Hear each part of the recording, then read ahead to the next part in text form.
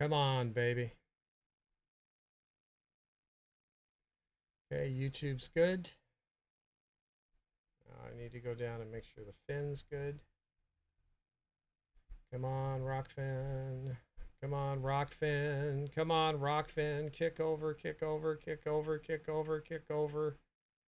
Okay, it has kicked over. I don't know why it hangs up.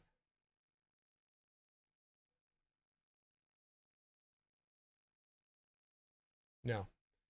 Okay. Yeah.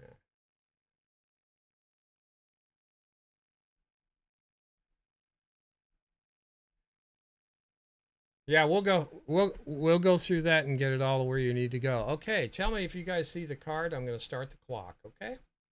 Here we go. There we go. Looking good. 5x5. Audio should be much better today.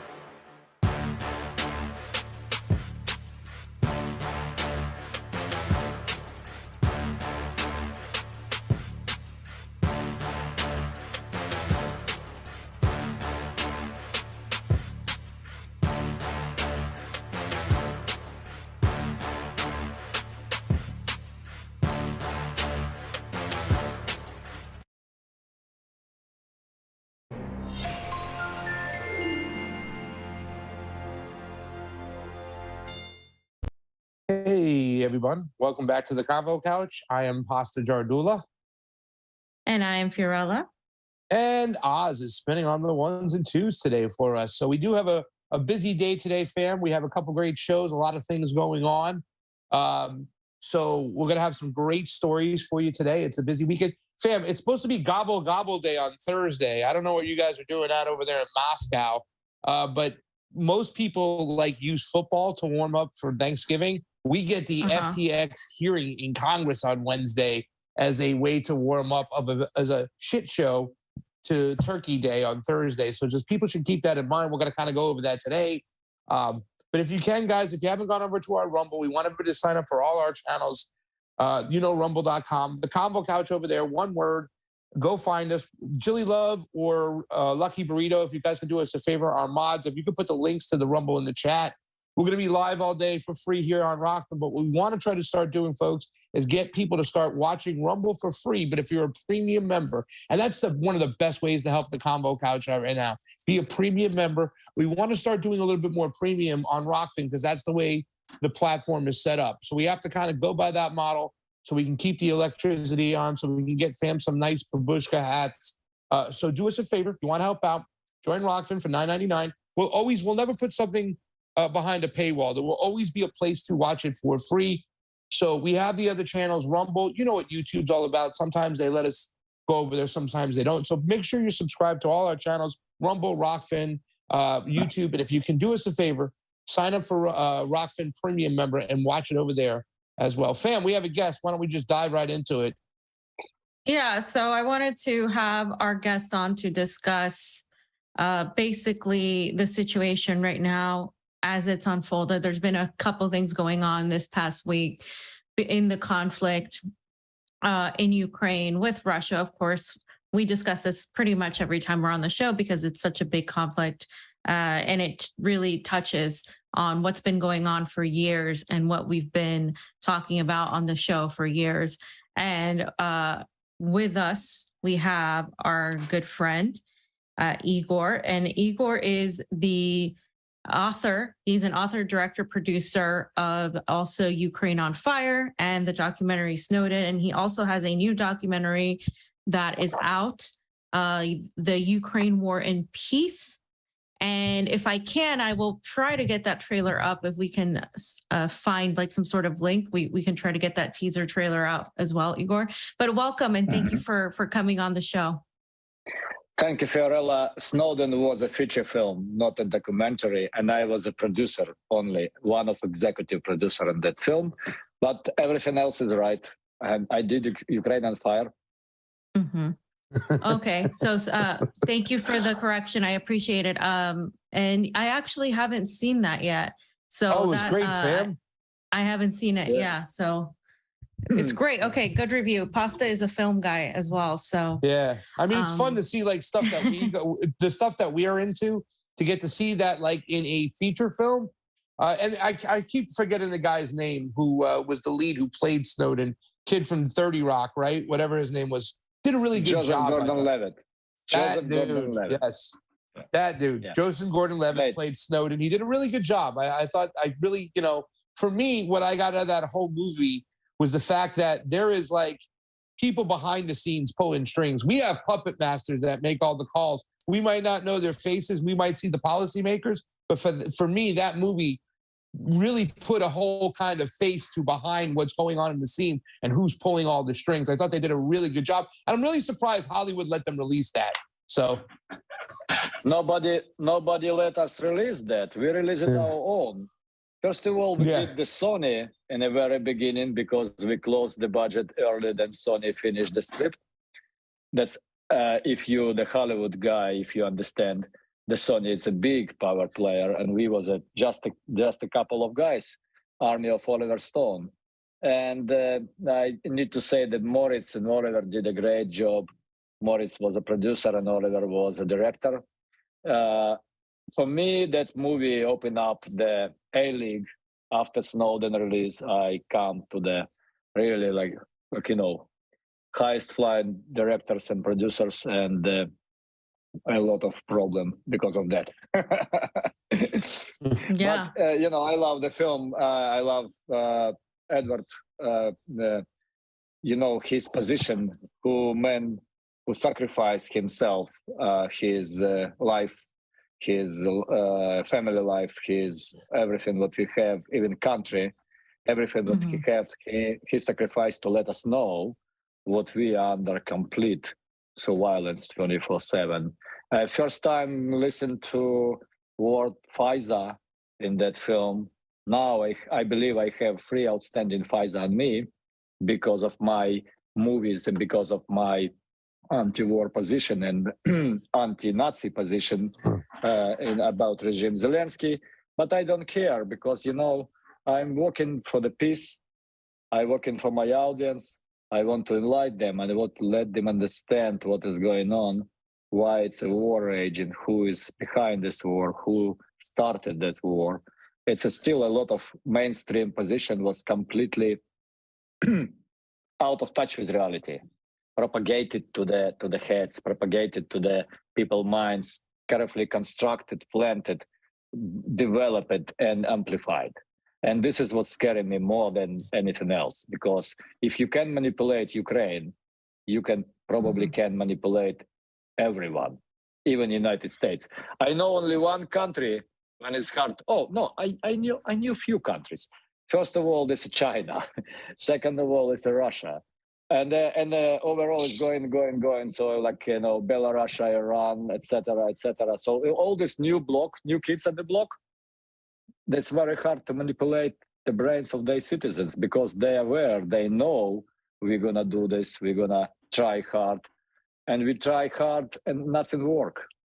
This is why we still concentrating on Ukraine and the United States as a two. And Ukraine and United States, believe me or not, this is related like that.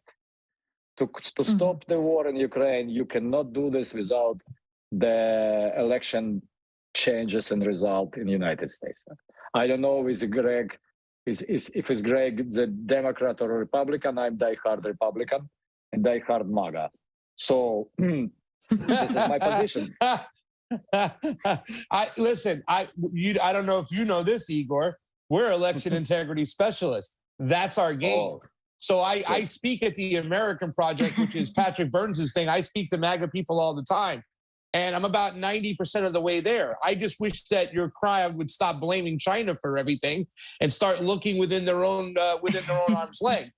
But these elections, believe you me, there's a video out there floating. These elections are not fair. And it's not just about getting Democrats in office. It's about also getting establishment Republicans. Because let's make something straight. All the dirty stuff with the Democrats, with FTX, funneling money back into Ukraine, establishment Republicans played a part because they were silent about stuff. They also took money. And Ukraine would never be a thing if it wasn't for Lindsey Graham and John McCain going over there in 2014 just barking. So everybody has a part to play. I think it's the important thing. And this is what your movie showed me, that it's not just about Republicans and Democrats. It's about the establishment working together. This is the game of the elephant and donkey, who is actually both working for the same as a director of one big show to show to American people, to stage them, to believe that's at 50%. And this is very close. And they have a right to choose. They have a right to win or to lose. Sorry, this is one business. It's all about money. It's all about power. And it's all about manipulation of my fellow Americans and fellow Ukrainians and entire world to the only one reason, to make more money to their pockets. That's it. Igor, are you Ukrainian or Russian? I'm sorry, I'm not Ukrainian. Exactly. Yeah, Ukrainian. I'm Ukrainian. Okay. I was actually historically factual. I was born in the Soviet Union. I'm in my nationality, in my passport, was Belarusian. I was born and grown up in Ukrainian Soviet Socialist Republic. When Soviet Union collapsed, I got Ukrainian passport. After that, 2008, I started working for American company when I was 19, and I moved to United States into the 2008. I proceeded to be American citizen in 2016. In 2019, no, in 2021, I got the Russian passport because it was much more convenient to travel in Russia with Russian passport than with Ukrainian or with American. So I belong to the globe, to the world. I'm citizen of the world, as my teacher, dear master, and my dear friend and partner Oliver Stone. So my question to you is, how, as somebody that has roots in Ukraine, did that affect this conflict? Because most of the time, most Ukrainians that I know have fallen obviously on the side of Ukraine, which is to me, it's just so simplistic to talk about sides because of the relationship between Ukraine and Russia as brother nations, as so many people having friends and family on either side of the border. Of most people here that I've talked to in Moscow who don't want any sort of hurt going on to the Ukrainian people, who really hate this and who wish peace to come, and who have friends and relatives that live in Ukraine, etc. How has that perspective been for you, especially in regard to the film Ukraine on Fire, as to what drove you to focus on that particular event and everything that happened after? First of all, it's very painful for me because free of country, what I can call homeland, fatherland, or motherland, and the spiritual homeland, fighting in Ukraine now. My brother-in-law was killed, probably, or he was disappeared on 16th of September. I know him very little, but I tried to find him in a Russian captivity, in a Russian jail, and unsuccessfully. So this how that related to me. I was grown up by my mother, who was the invalid of World War II. She lost her right hand because of landmine in a World War II when she was 14. So for us, biggest problem, biggest fear was a war, because 27 million of people, Soviet Union, sacrificed their life to liberate the world and Europe from the Nazi scum. But for me to see how Russians fighting Russians in Ukraine, this is exactly how I perceive this, because on the both sides of front, people speak in same language. And this is why it's so hard to win for Russians or to Ukrainians, because they're similar. They have one skill inside, they're good fighters. But for me, not this most, horrible things. Most horrible for me, this is a foreign power who make it happen. And this foreign power, it's by another country. This is the United States of America. Don't make it take it seriously. We did this war for this land. We project it and we run it, we arrange it, and we financing this, and we're gonna lose this. This is no pride for the United States.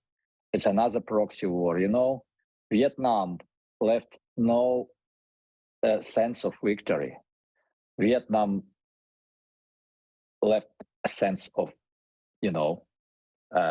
disaster. A lot of people was affected.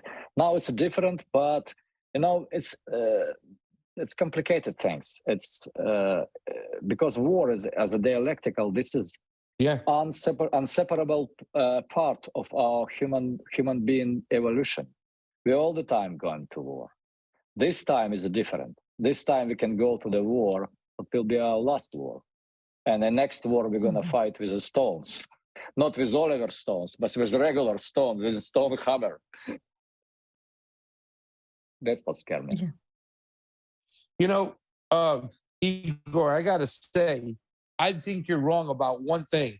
You said America is going to lose the war, right? The proxy war. I don't think so, because not so much America, the citizens, because we're going to lose out, because we can see we're using all our tax dollars to fund this craziness. I mean, literally right now, there was a shooting in Colorado, and you have a bunch of Democratic shitlibs screaming to take away guns from their citizens, but then have a Ukrainian flag by them, and they don't care about how many weapons are sent to Ukraine. And I used to say that a lot of people involved don't care who wins the war. They don't care who loses the war. All they care is that they have the war, because then the military-industrial complex, all these other entities will get a black market, make a ton of money. Forget about it. Their stocks are probably going through the roof. Is there a sense from Ukrainians on both sides of this conflict that might be like, look, we have our problems with Mother Russia. Some of us like, some of us dislike. But at the end of the day, the United States should stay the hell out of it. Is there that feeling that goes around for many Ukrainians that you might speak about back home with? Not at all. Ukrainians don't feel this way. They feel completely different. They feel that's United States saving them. They feel if United States abandoning them, they're gonna be losing the war to Putin in 3 weeks, because it's definitely will happen.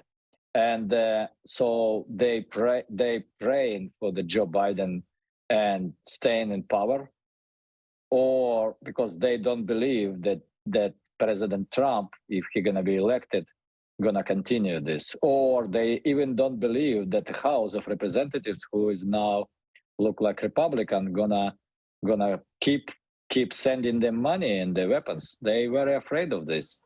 And you know what? I see the signs of this in the mainstream media. I see that in the Financial Times and the Daily Mail and other outlets, what you cannot call the progressive or the people voices. It's a complete mainstream media outlets. So they start dumping Zelensky, look like, for me. I'm sorry, maybe I'm wrong. I read in a lot, but maybe I'm wrong in my perception. But Ukrainians, no, they don't remember. They completely brainwashed for this. And the last things what happened in Ukraine, starting from February, that's even solidify this is brainwash. But what's a good sign?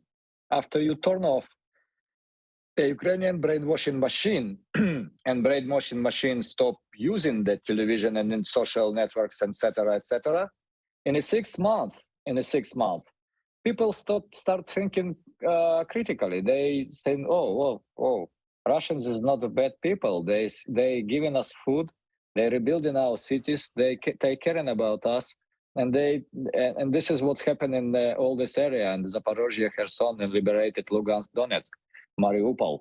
So the people, as soon as they don't have, this is like huge machine was working with their brain, like, they start to be conscious again, at least in 6 months. That's giving me hope, because I'm working on this unzombing people with my films. But you know, doesn't matter how many good movies or good literature you're gonna screen or to read out loud to the Nazi, it still will be Nazi. You need to do something with the sword. You need to kill the Nazi before you can liberate people who is not a Nazi, under Nazi oppression. Because it's not such a big numbers of neo-Nazi in Ukraine, but they commanding, they in control.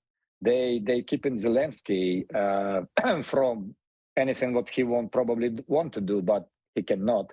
And on the other side, they using this as a tool against Russia, and they actually used as a tool in the propaganda war. It's not a propaganda. This is informational influence operation, and it's a bigger and more dangerous weapon than nuclear bomb.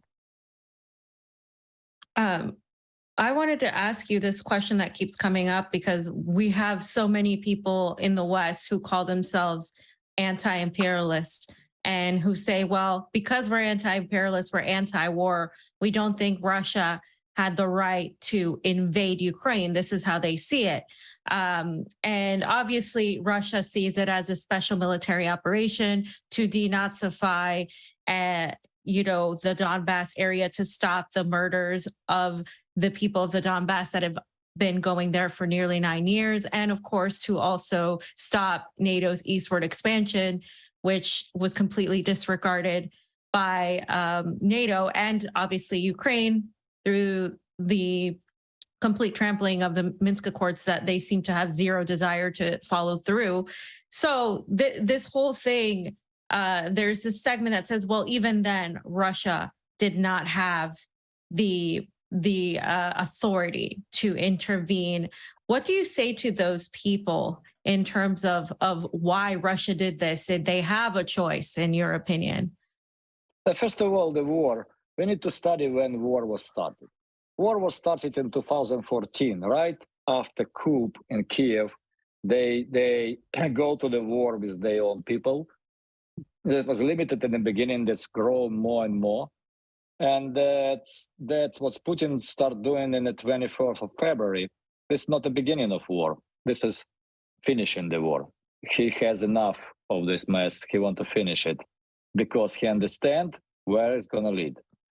And that war, that's actually what we're trying to explain in our new documentary, what's called Ukraine, War and Peace, because we're trying to say people to explain why Russia's goal to invade in Ukraine, why Russia choose to protect the people of Donbas, who nobody remembering that 14,000 of civilians was killed in Donbas, and that big megapolises, million people living in Donetsk was shelling on a regular basis. Innocent kids was dying, innocent women was dying, old people. This was the beginning of war. And Ukraine started war against their own people. And, when what is that? Neoliberalism is, it's a theory what you can bomb Yugoslavia without any international law or international body like United Nations letting you do this, just because you feel moral to do so. So now the Biden administration and entire collective West receiving the very, very clever answer. That's a neoliberalism, it's a bullshit, and never was a moral principle for people who is in. But what they did in Yugoslavia, what they did to Serbia, what they did to how they unpronounced the Kosovo of independent can be repeated in any part of the world by sovereign nations who has the all rights over their territory. And you know what? This calling all this anti-war movement existing, this bullshit, because George Soros buy out after Iraq war everybody in a progressive anti-war movement. That guy was investing heavily right after Iraq. He financed all progressive anti-war and anti-imperialistic movement. He just simply buy it out. So they not exist. They're stooges of Soros. And this is a common fact. Yeah. People who are familiar with that, they know this. Yeah. I think they think sometimes, Igor, that it's cool to throw George Soros's name out when there's corruption going on overseas and whatnot. But when it comes to Ukraine, George Soros funded a lot of that independent media, which pushed for this color revolution in Ukraine. Am I correct on that? I believe that's what Ukraine Under Fire showed, right? Yes. We showed it in Ukraine on Fire. We showed that in the Revealing Ukraine, our sequel for the film. We also now are the direct threat and direct hit from the organization of Soros outlet, OCCRP, who is hitting us for our previous film about Kazakhstan. And personally, me, we don't care. First of all, we know who funding them. We know why they so dedicated to stop us, so dedicated to destroy our reputation, because they don't like our films. They don't like what we exposing them, what we making they, dealings public. And they trust me, they also operate in the United States. They operate in a huge scale. That Soros who financing the attorneys we're part of Los Angeles disaster, my hometown, was the Soros fault, because Soros gave the money for that guy who's now the attorney general in Los Angeles, who is who I'm talking about. That's why the Los Angeles infested with a crime, and the crime wave is an unbelievable level. Every day I'm receiving the messages about shooting here, robbery here, assault with a assaulting weapon. And trust me, this is gonna be even more worse. I'm expecting something more, because you cannot defund the police and help Los Angeles PD, and after that demand from them to people on the street to behave. No, that people don't want to behave. They need to be restrained. This is United States, the police state. If you're not policing, I don't know. I was crying so badly when I see that when they delivering that poor guy, black dude, the drug addict and criminal who was killed by police or die in a police hand. We don't know that because nobody investigated from the point of view.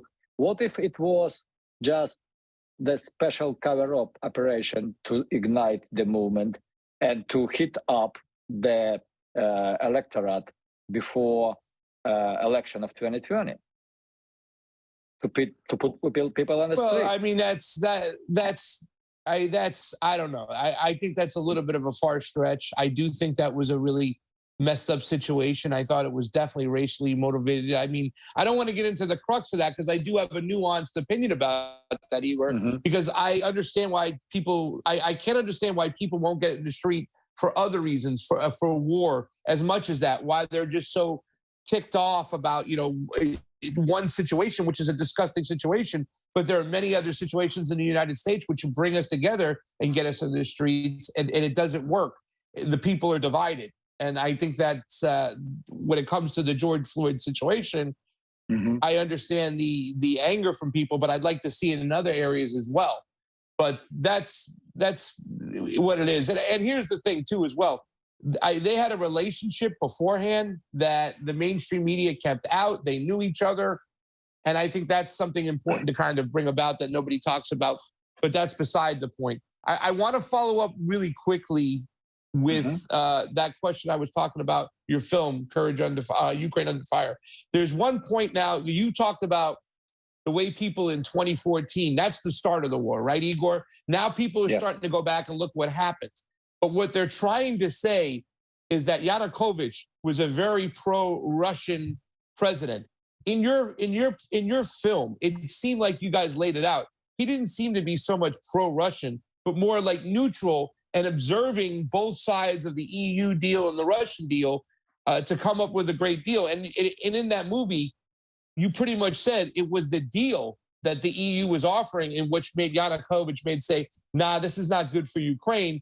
I'm going to stick over here with this. Is that little bit comment? I want to do detailed analysis of this.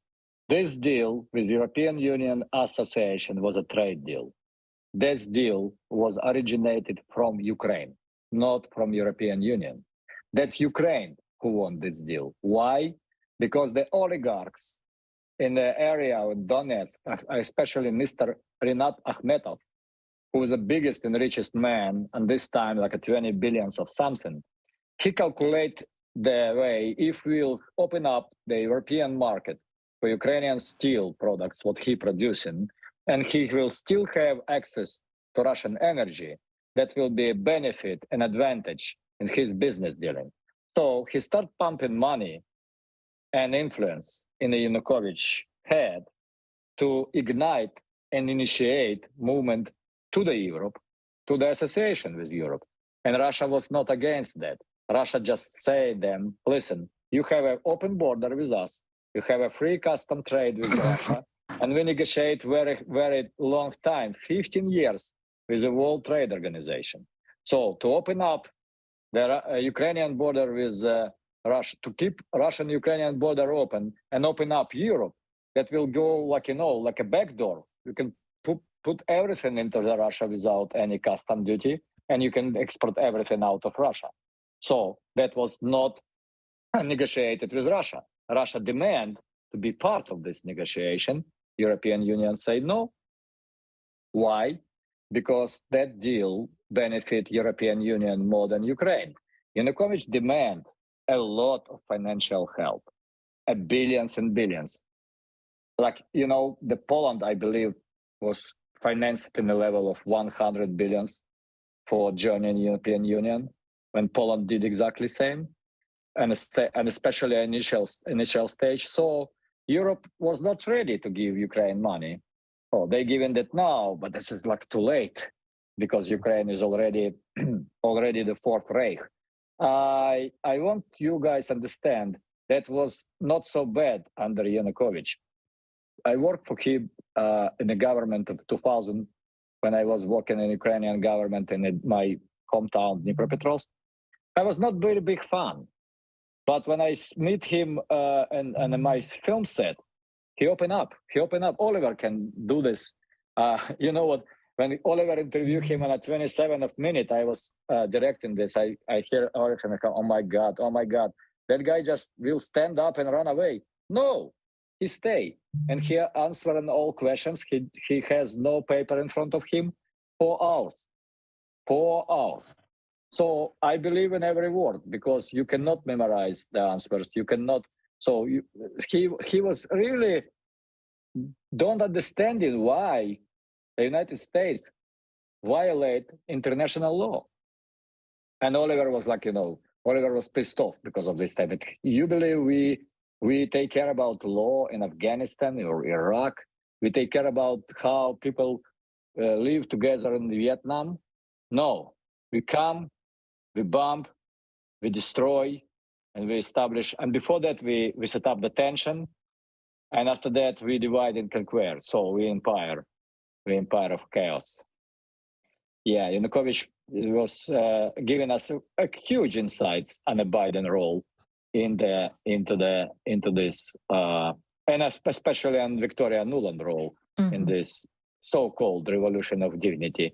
Can you imagine how the level of hypocrisy you need to have to call the bloody coup initiated and with the local oppositions who is actually criminals who understand they're going to sit in a jail forever, and immediately the State Department and all these vultures like Soros and etc. and the National Endowment for Democracy, USAID, and all that Marshall funds and Ford funds jump on this and like fill it with the money. That was a situation when 20 million was delivered in a plane, and from the airfield was delivered to United States Embassy, and it was in a small bills, like at 20s and 50s, 10s. So because they use it for the day-by-day salary people who is protesting on Maidan.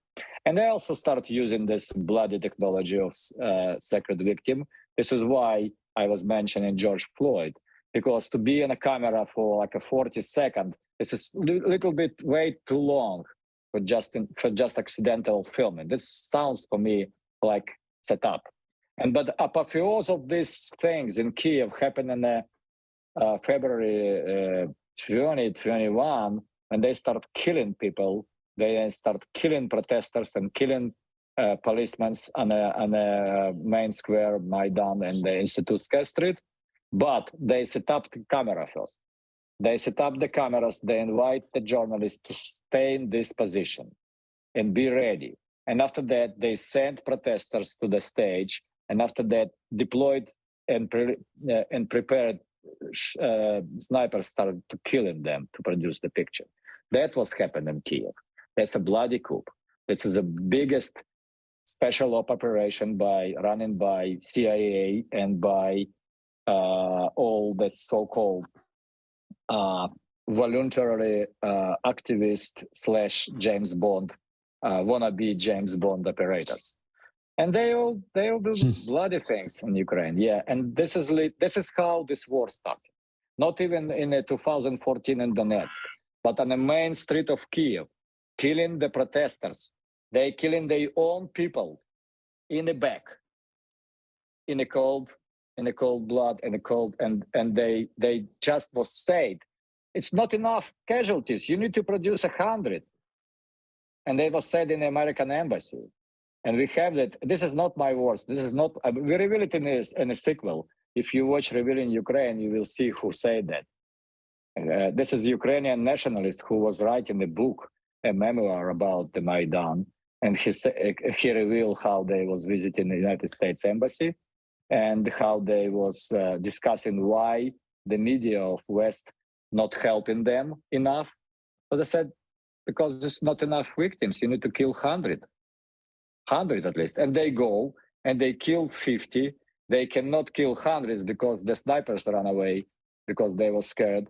So they falsificate the numbers. They put in this list everyone, people who die from the anaphylactic shock or people who hang himself on a Christmas tree. This is how bad it was on a spiritual and an energy level. And in the middle of this Maidan, and this not established properly Christmas tree, inside of that Christmas tree, man hang himself. He was put on the list of heavily 100 people who was bloody killed by Yanukovych. This is it. This is the beginning of war. So you're saying they manufactured consent for Correct. the intervention through killing their own people, which is a hefty accusation, but the CIA has done that time and time again in other countries. So yeah, they do it all the time. They're very skillful in this. Yeah. They try to. Go ahead. Oh, you know, we studied Well, it in a big. Go ahead, Greg. Go. No. Were you asking, Fee, were you going for me to go ahead or for Igor to go ahead? I was saying Igor, but you can go ahead. Yeah. No, I would say Igor, go ahead. I have a question after, but please continue. I mean, you were saying about the whole CIA. Yeah, they do it all the time. It's easy. It's a normal thing. Please continue on that. Yeah, it's a great investigator and man of honor, the scientist, political scientist who Ukrainian by the roots, who's a Canadian citizen, Professor Ivan Kachanovsky, who's living in Toronto and who studied this a lot, and he was doing this investigation. We start collaborating with him. You know, I sent to Kiev my team to gather that precise scientific data on the Maidan shooting. We deployed the very unique equipment, what's called Leica, the optical volumetric system, what's used in a forensic team in the United States and around the world. We did the measurement right after the shooting in the month of March, and we have that unique 180 gigabytes of data with all leftovers. And what Ivan Kachanovsky did, he analyzed the sound with a special, because you know, when you shoot in the firearm, assault rifle in a big city, and you know the geometry of the buildings surrounding the square, you can calculate very carefully. You can triangulate where is the source of this sound was. So the all scientific study showing totally different picture. You know what? This was 8 years passed from this time.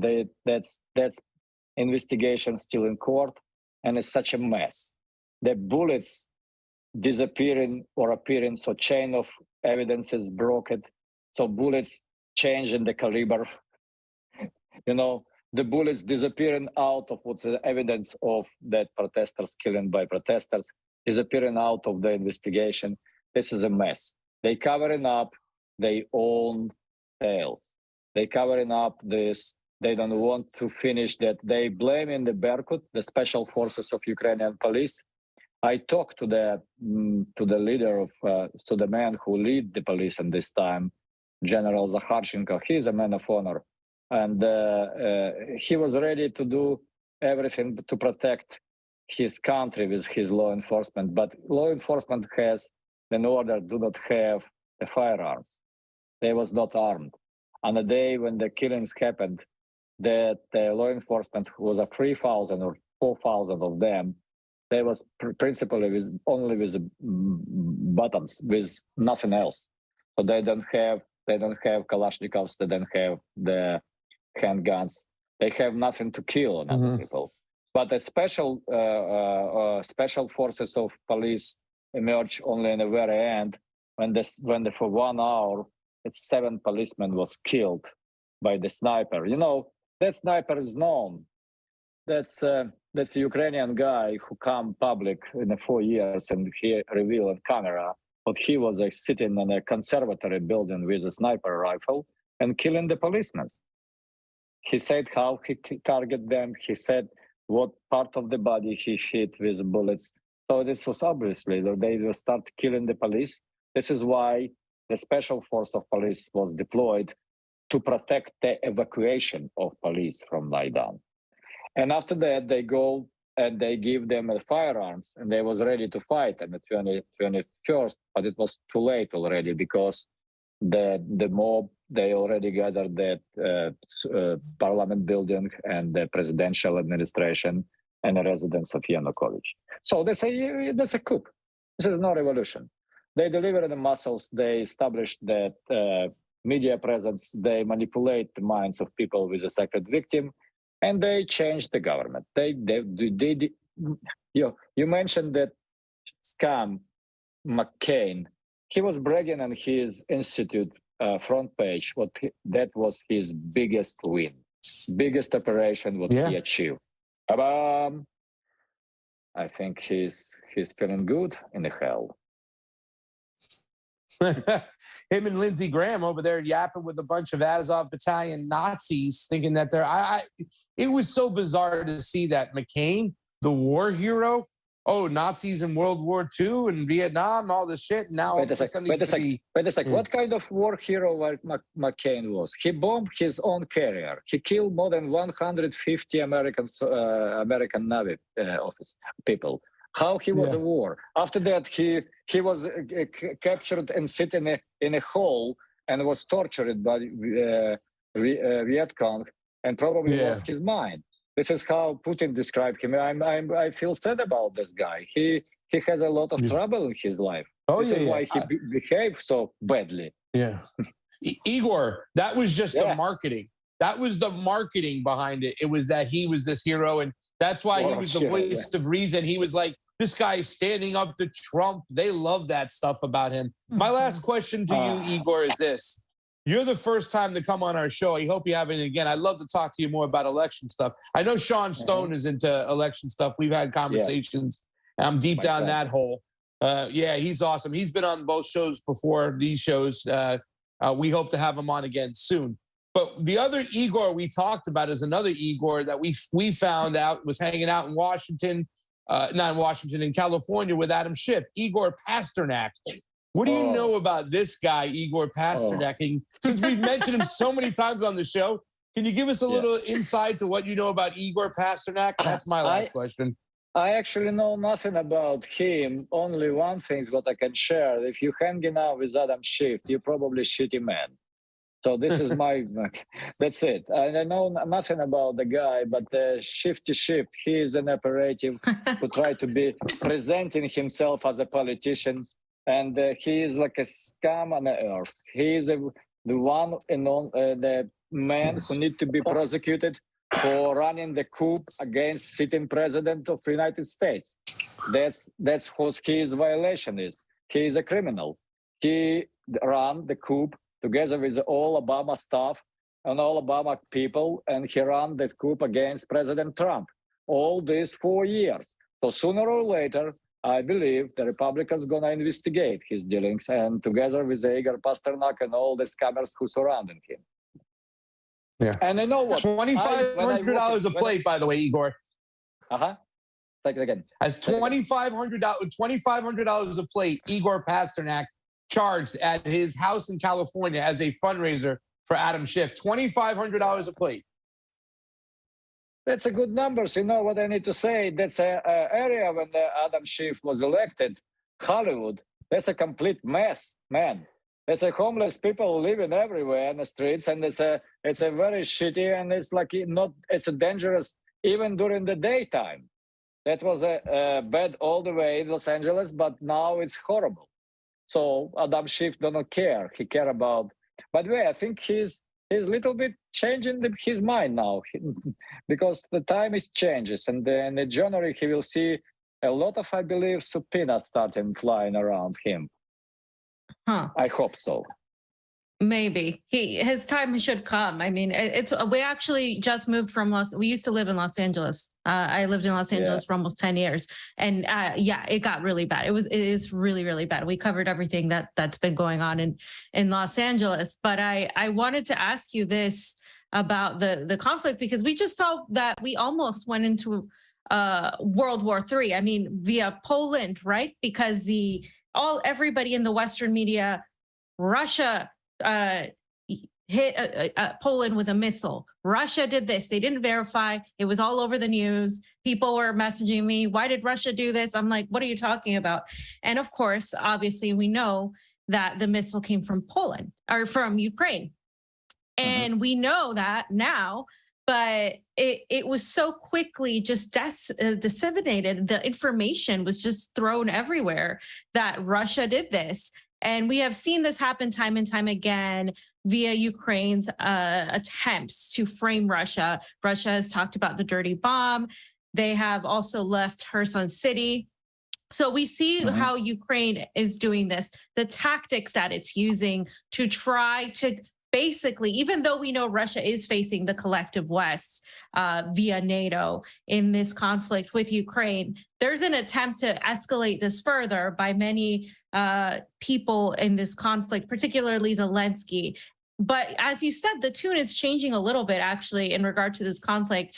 Is there any fair criticism towards Russia that they haven't been aggressive enough in this conflict? I believe that Russia is very restrained, and especially the political leadership and the military political leadership of Russia is very restrained. Because I read into the lot of hot polemic in the Russian media and especially Telegram chats, etc., etc. But I didn't see any how to say, not restrained, very controlled actions on the field.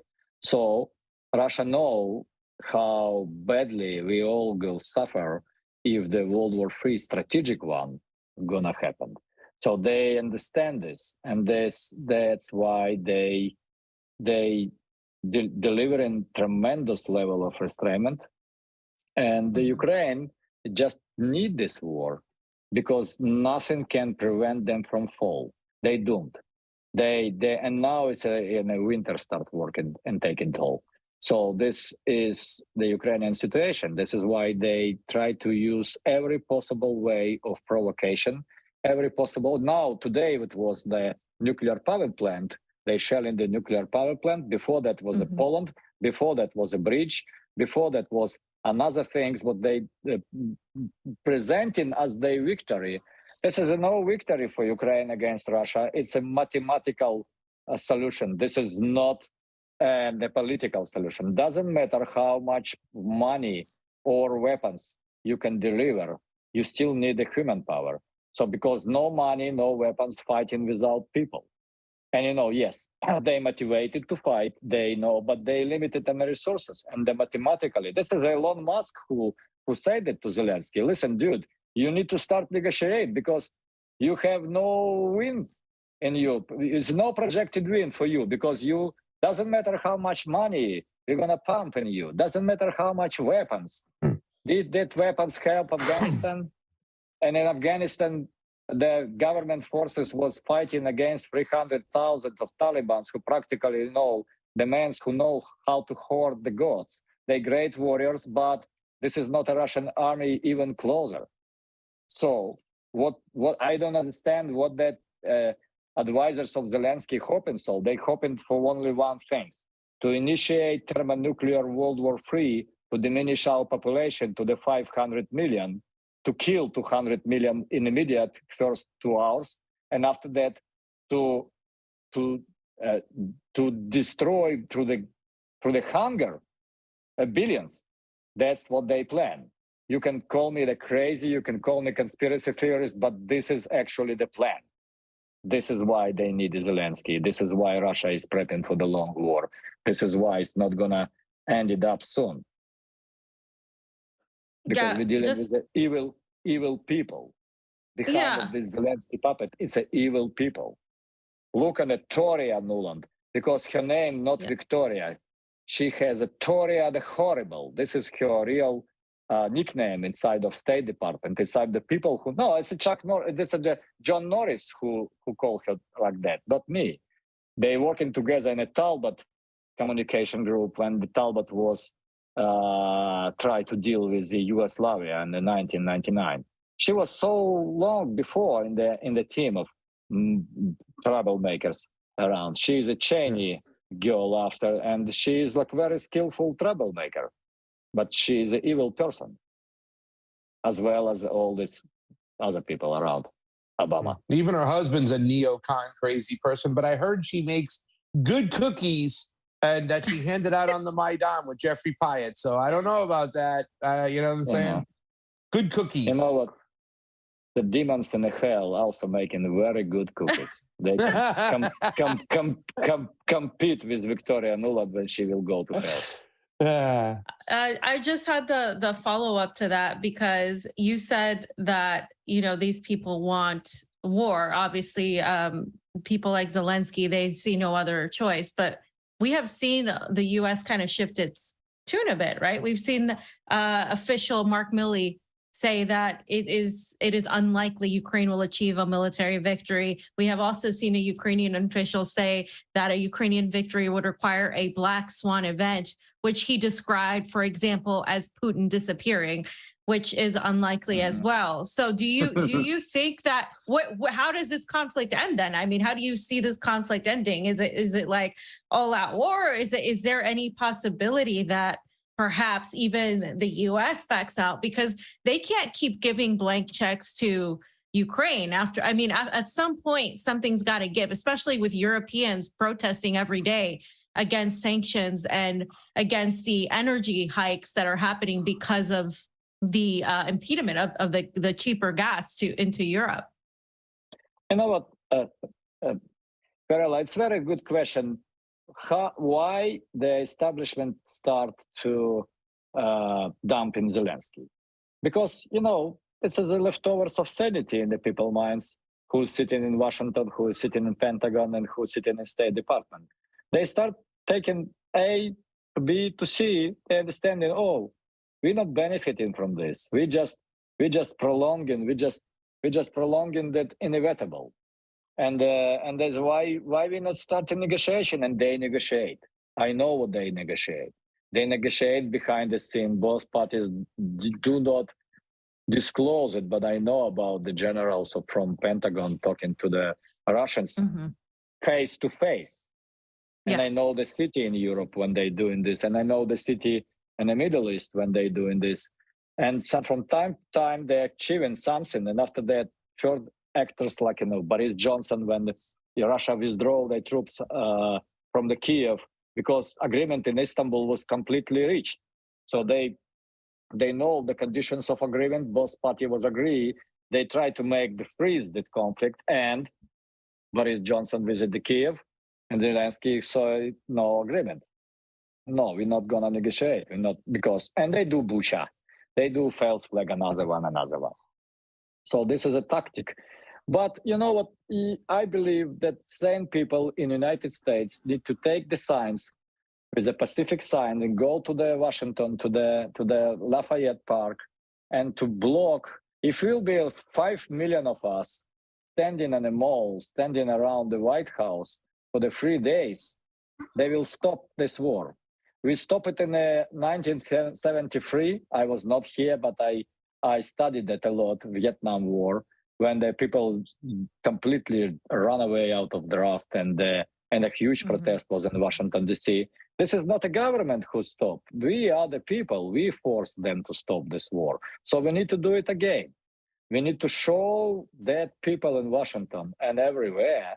So we're not happy with weapons sent to Ukraine. We're not happy with money sent to Ukraine, because this fire of war in Ukraine gonna extinguish in a few weeks, because they have no own weapon, they have no own money. This is a completely full 100% proxy war of United States against Russia. And the Europeans, they victims in this war. They industrialized the Germany. They destroyed the quality of life in France and in Italy and everywhere, and Great Britain also mess. So this is what the goal of globalist is, just to kill the competitor and kill the Russian market of gas, what actually was benefiting for European economy. Now it's going to the next phase with oil. So it's not only the industrialization. Let's stop them use their cars. That's their plan. It's a horrible, evil people. Well, our good friend said, Nebosha said, he said that Germans used to have to go to Stalingrad to freeze their ass off. Now they can just stay at home because they are the true victims of this war. I Igor, love, yeah. let everybody know what you got going on, where they can find you, buddy. Please. So follow me on Twitter, please. Look on our YouTube channel and be sane, be critical thinking, be aware. It's a lot of things going on. If you study deep, you will see totally different picture. I was so proud about one guy in Texas who said, I watched Ukraine on fire. I changed my mind 180 degrees. And now he's very active and he is like very on the side of sanity and the side of freedom, real freedom, not the fake one, not the freedom of George Soros, well paid, carefully calculated and planted in your mind. So be aware. Yeah. Well, thank you so much for coming on. And just remind everybody, what's the name of the next documentary that you have coming out? Next documentary has a name, Ukraine, War and Peace. As a great Leo Tolstoy War and Peace masterpiece. Yes. Yeah. Awesome. Well, we got a shot here, Igor, by the way. Igor, let me tell you something. Right now, there's been a push, and this is something we've been saying on this show for quite some time. How the hell do you have the money to fund the war when the homeless number is growing? Then the homeless number is so out of hand. We saw a video last week that went viral. There's another video out today. I think a lot of independents that are left-leaning that might have said, okay, we need to go over there and fight for democracy or yada, yada, yada, the BS, the liberty stuff. I think they're starting to turn, realizing that we keep sending all this money. Now the FTX scandal comes into play, and everybody's highlighting the homelessness in this country. I think we have a shot to turn some heads around, Igor. So thank you so much. I suspect Ukraine on Fire is going to be watched a lot more coming up. I know it's on Rumble. They took it down on YouTube for a couple of weeks, but hopefully it's back up. So it is on 17 platforms. The One American News Network showing us the Salim Media. I need to say that's a very good network when you can watch it. You can watch it on Amazon still. You can watch it on other platforms. We was taken down from the Apple TV and iTunes. Even we was a number one documentary, number one in the charts as a documentary for 2.5 months. We was bigger than anybody else, even unto Aberdeen Roadrunner. So they taken us out because they don't care about business. They care about just diminish the truth. YouTube still running. Rumble is working pretty well, more than 6 million views. We give up. We're doing great in Japan. We're going theatrical release in Japan. We just sell the rights for the sequel in German territory. It's important. We are talking with a Red Bull Media House and the TV channel in Austria about Ukraine on Fire. So we're quite in demand. You know, people want to see our film, and we take care about this every day. We see that viewership already. We calculate that 350 millions of people watch our film. It's a big success for me and my dear friend and partner Oliver Stone, and to everybody who did the film with me. I'm very proud. You should be. Well, it's a great we're film. proud. Yeah. Thank you. Yeah. We've been talking. Igor. We've been talking Ukraine since We started the show at what year, fam? 2016, right? 2017. But I mean, I've definitely followed it before then. I mean, this has been, a long time coming. And being here in Moscow, and I want to go to Donbass, and a lot of my friends have gone there. This is a big deal, and I think people need to be told the truth. By the way, I'm also producing, and I helping the people in Donbass for filming. I helped one great, amazing, unbelievable director and photographer, and the Maxim Fadeev. So now we're going. We finished the filming. He finished the filming, and we now in the post-production. I pick up that project. It's called the Mariupol, the Edge of Abyss, and I call it differently. I call it Platoon on the Edge of Abyss because it's a story of 9 people and only 3 of them from them alive, 6 of them dead. So it's unbelievable anti-war film what we're gonna release soon in the TV series in Russia and the future worldwide. So I'm working on this. Wow, that's awesome. footage. I screened that footage for my dear partner and teacher, Oliver Stone. He loved it. He gave me a lot of advices. And we working around the clock to make that anti-war film released in the spring. And as well, my Ukraine War and Peace is going to be out in March or April. And you're going to see all my previous speakers and somebody else. We look forward to it, Igor. Thank you, guys. Thank you. Me. Take care. Thank you for coming on, Igor. Talk to you next. Yes. Take care. Bye. Bye. Sam. You got to remember, the truth is like the sun. You can block it out for sometimes, but sooner or later, it's coming through. That's a Rockfin Super Ray. It came up on my screen real quick. I'm sorry if I got shitty service here today, ladies and gentlemen.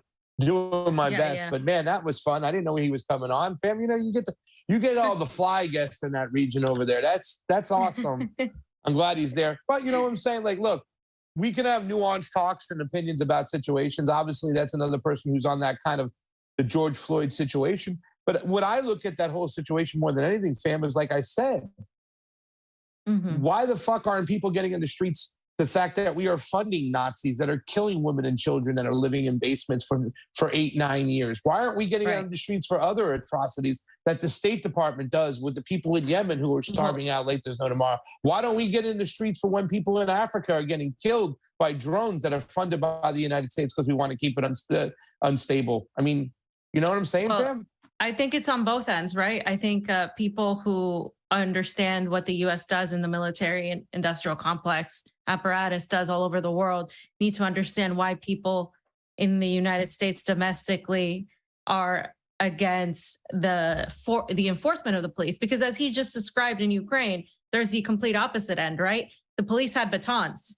They don't have any weapons to defend the public from. And then in the United States, they're equipped like they're going to war.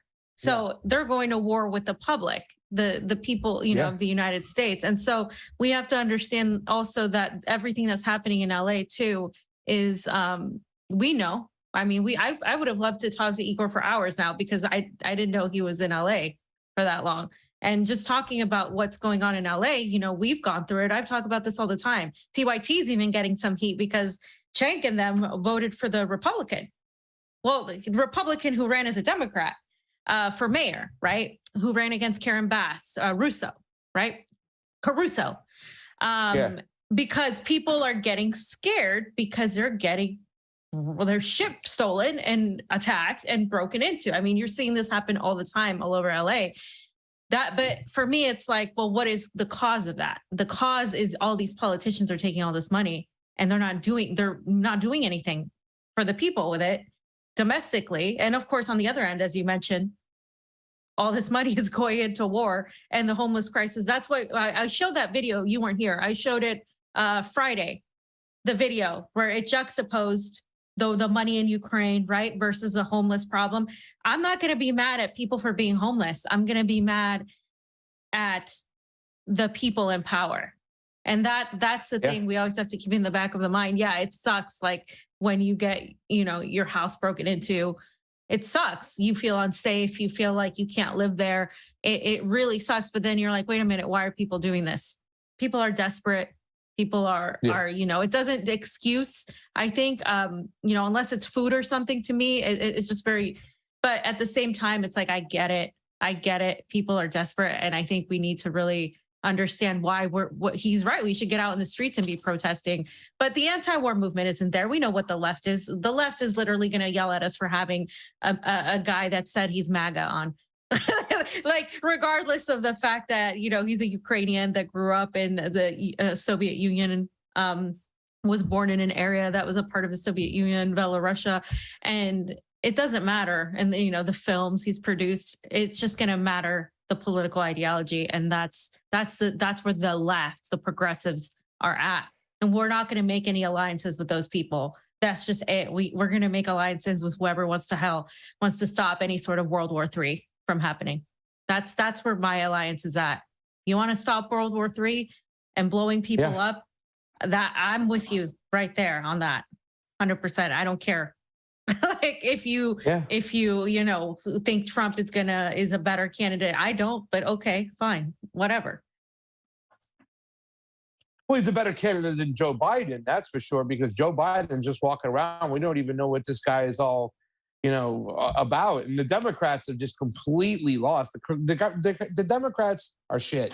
They're crap, and once again, I don't want people to pick sides. I do really feel frustrated at times, fam, because I feel like everybody's playing team sports around us, and we're just thinking independently, and we're speaking. I'm saying Gavin Mario Wax was on the morning show on Friday. I don't know if you remember him. He's the guy that Young Republicans goes on with Matt Gaetz, makes some very, very interesting points.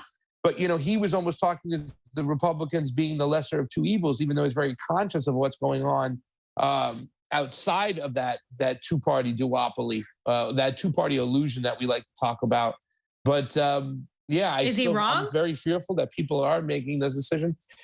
They are. I mean, in some ways, yes. In some ways, no. I don't know. I mean, Wyatt made that argument, right, when he was here. I mean, it's like when it comes to a lot of people here in Russia make that argument. They're like, yeah, but it seems to us like the Republicans are better. And I mean, this is like coming from people who consider themselves, some of them, communists, like old school communists, because and it doesn't matter. They're still like, well, the U.S. Republicans are less likely to push war with Russia. But I come back with, well, for now, but let's see them on China.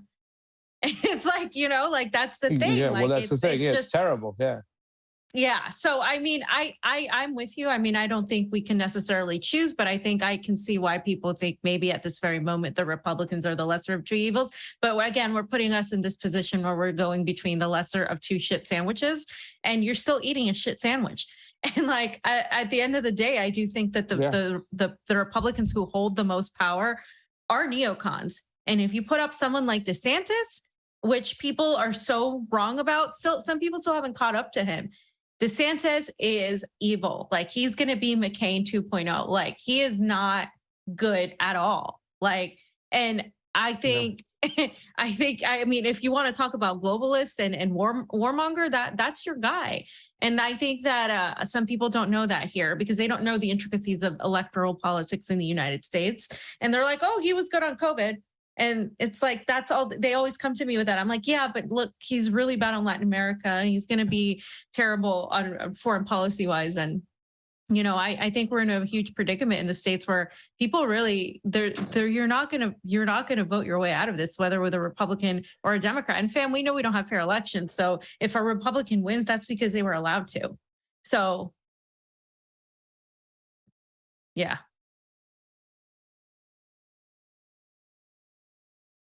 Sam. Yeah. Well, let's get into the next part, fam. I can't read the Super Rays. Maybe Oz, can you read them? We'll do that after this section. Just get them ready. But let's get into the second part, then we'll get to the third one and then go on our way. That was a good long section. That was Igor. Yes. That's why we only have 3 sections today, because I figured it would be long too. Okay, so I wanted to talk about this because it's actually important. And fam, that when I'm in commie heaven, I'm in commie heaven. And these are this is like, I mean, I was just like, when I got to do this package, I was so happy. And it's like, I think people know where I stand politically, but this is like something I've been looking forward to for a long time. Fam, don't scratch your head. The relationship between Russia and Cuba has been a long one, going back to the Soviet Union, obviously, right? And recently, they grew closer together because Cuba condemned the sanctions against Russia, outright condemned. I think there were only a few other countries who did that, Nicaragua among them. And so the Cuban president, Miguel Díaz-Canel, is actually in Moscow right now. And he's here in order to talk to Vladimir Putin about economics, mainly. He's going to talk to him about economics, particularly about rubles and cryptocurrencies, fam. Cryptocurrencies is what he's really, the trade and energy. These are the things that he's going to focus on. And I think this is really important because when people are under sanctions, cryptocurrencies are a way to circumvent these sanctions. And this is one of the important things that is going to be discussed in these talks, which I believe are happening Wednesday, if I'm not mistaken, maybe some tomorrow, but mostly Wednesday. So I want to talk a little bit about that. So here are some pictures of him, and you can just show them, Oz, of his arrival. Here, he came into Moscow and he was greeted with the Cuban national anthem and the Russian national anthem. He came with his wife, and he came via a direct flight. By the way, a month and a half ago, the first flight from Moscow to Cuba resumed. So there is a flight, fam, and this is stuff we have to look into, considering our trip coming up in March. We're going to Cuba. And so I was like, okay, there's a flight. Okay, great. So there's the pictures. And of course, Miguel Diaz-Canel also visited RT Studios today, focusing on RT Spanish. So he got the tour of RT Spanish, and he went in there and spoke to the presenter of RT Spanish. Just so you guys know,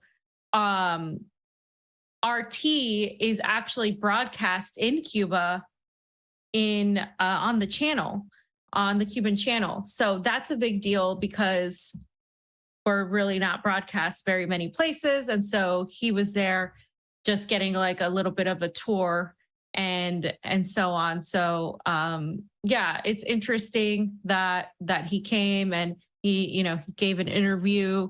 And did you get to meet him? No, I did not get to meet him because he was with the Spanish folks in whatever, dude. Studio. Your producer didn't step in to make sure Fee gets to meet. I didn't work today, so no, I wasn't. I knew he was coming in. I'm sending an email. This is injustice right there. You should have had an interview. You should have been there. You should be able to report. I mean, I have a feeling we'll meet. All right. That's yeah. Damn, I don't want to have to get off my comfortable chair here in sunny Los Angeles today and have to make my way to Moscow. But if I got to, let them know. Oh, I'll let them know you're very upset. Yes. Okay. Cool. It's not just me though. I'm speaking on behalf of all these lovely people watching this show. They would say justice for Fee. Make sure she gets to meet justice for Fee. Canali. Oh, fam. First of all, say the name right, fam. Jeez.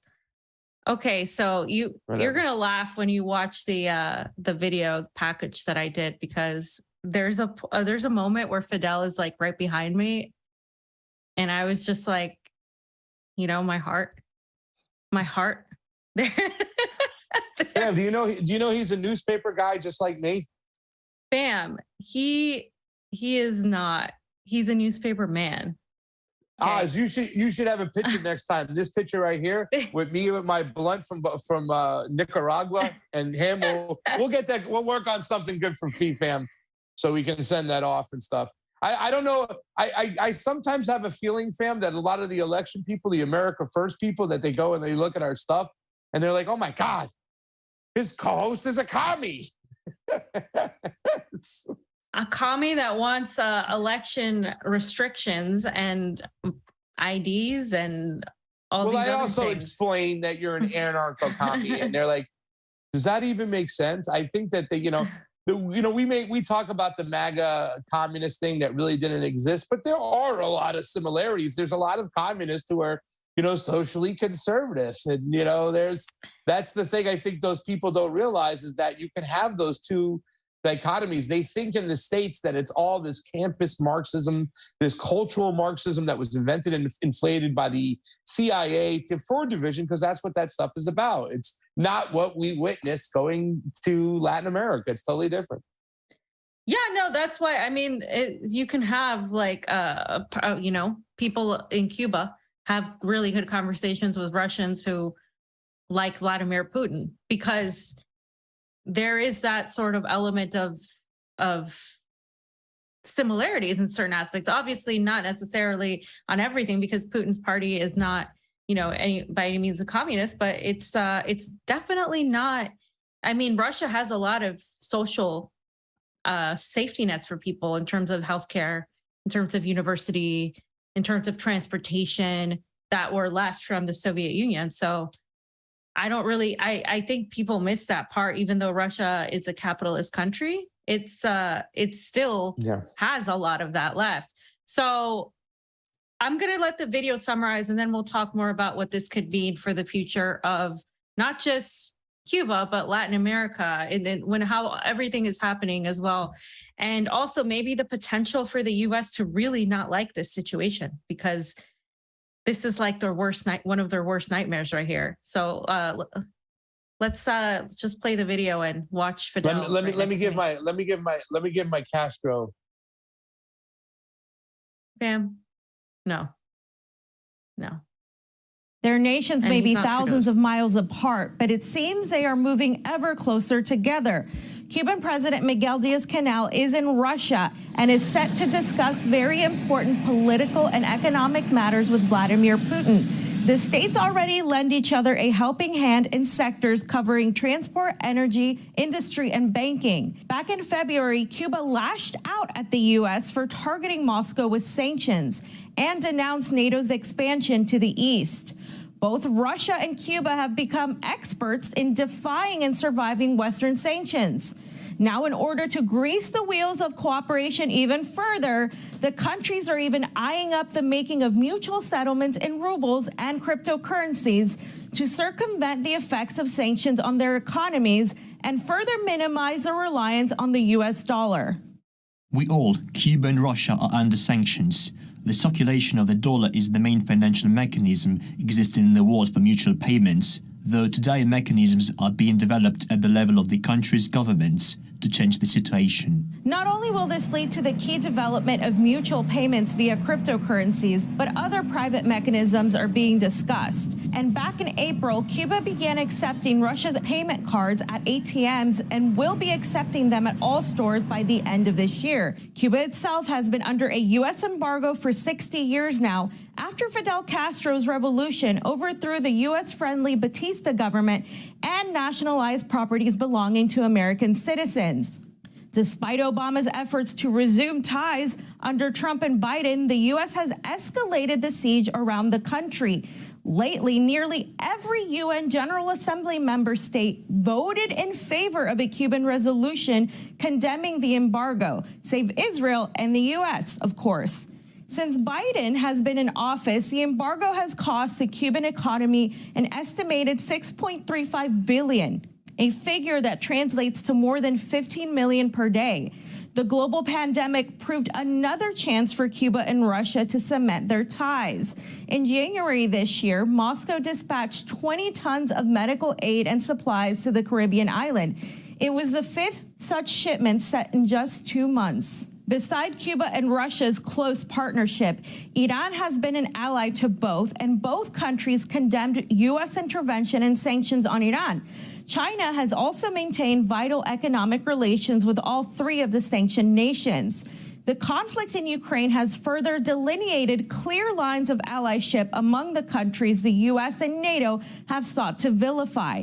The meeting between Russia and Cuba's presidents will not only outline economic partnerships, but it will likely also signal a move towards multipolarity, political support, and a clear distancing away from Western reliance. Since 1991, when the Soviet Union fell, Cuba has been very isolated commercially and economically. The fact that we now see every day an increasing multipolar world with Chinese soft power, with the Russian pole of influence, Cuba's not as isolated as it has been now for decades. So this is going to bring some amount of relief to the 11 million people of Cuba who have suffered for so long from these sanctions. I think anytime sanctioned countries come together, it undermines the very meaning of the sanctions, the raison d'etre of the sanctions, which is to isolate these different countries, whether it's Nicaragua, Vietnam, or China. And when they come together, that can subvert the overall effects of the sanctions. Bam, you interrupted our comrade Danny Shaw there. Jesus. I just called Danny Shaw hot. What are you talking about? He's a hot thing right now. Everybody wants to speak to Danny Shaw. Everyone like Brazil, Haiti, Cuba, he's getting a lot of work. It's like, it's that time of year for Danny Shaw and me. It's elections. It's, he's the hot thing right now. Besides, people are saying I'm looking good today, fam. Is that true? What do you think? You look Maybe very it's that Italian picture today. of. Well, I'll take it because Fidel looks a little It's the Italian shirt. in that picture. Fidel Okay. doesn't. Stop. Okay. So seriously, on that note, by the way, a lot of people may be confused. The plane itself was Venezuelan. I don't know if you guys caught that.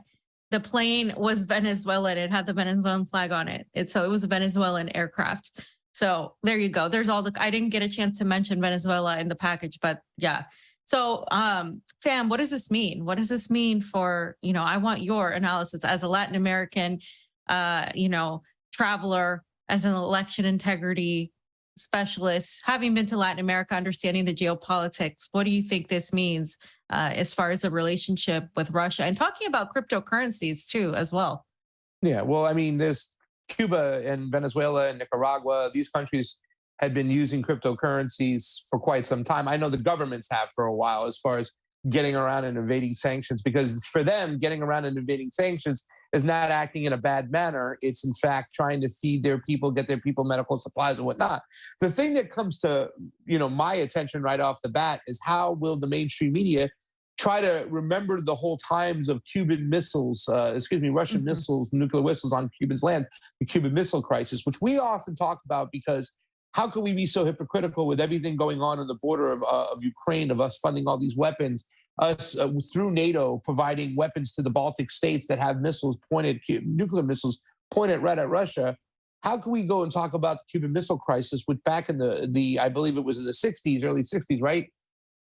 America freaked out, like going crazy. We were in World War III. They had to remove those weapons right away. So I think I'm looking at the Western media and I'm seeing how they're going to, in the next couple of weeks, kind of twist this whole meeting and this relationship together. I think it's a great thing that they are strengthening their ties. As we know, Iran did a lot of work in Venezuela as far as providing supermarkets and groceries and helping out. It really is what helped bring Venezuela back, if you look at it from a geopolitical point of view. Mm-hmm. So, I mean, I'm just looking at this as more of a multipolar world, more cooperation.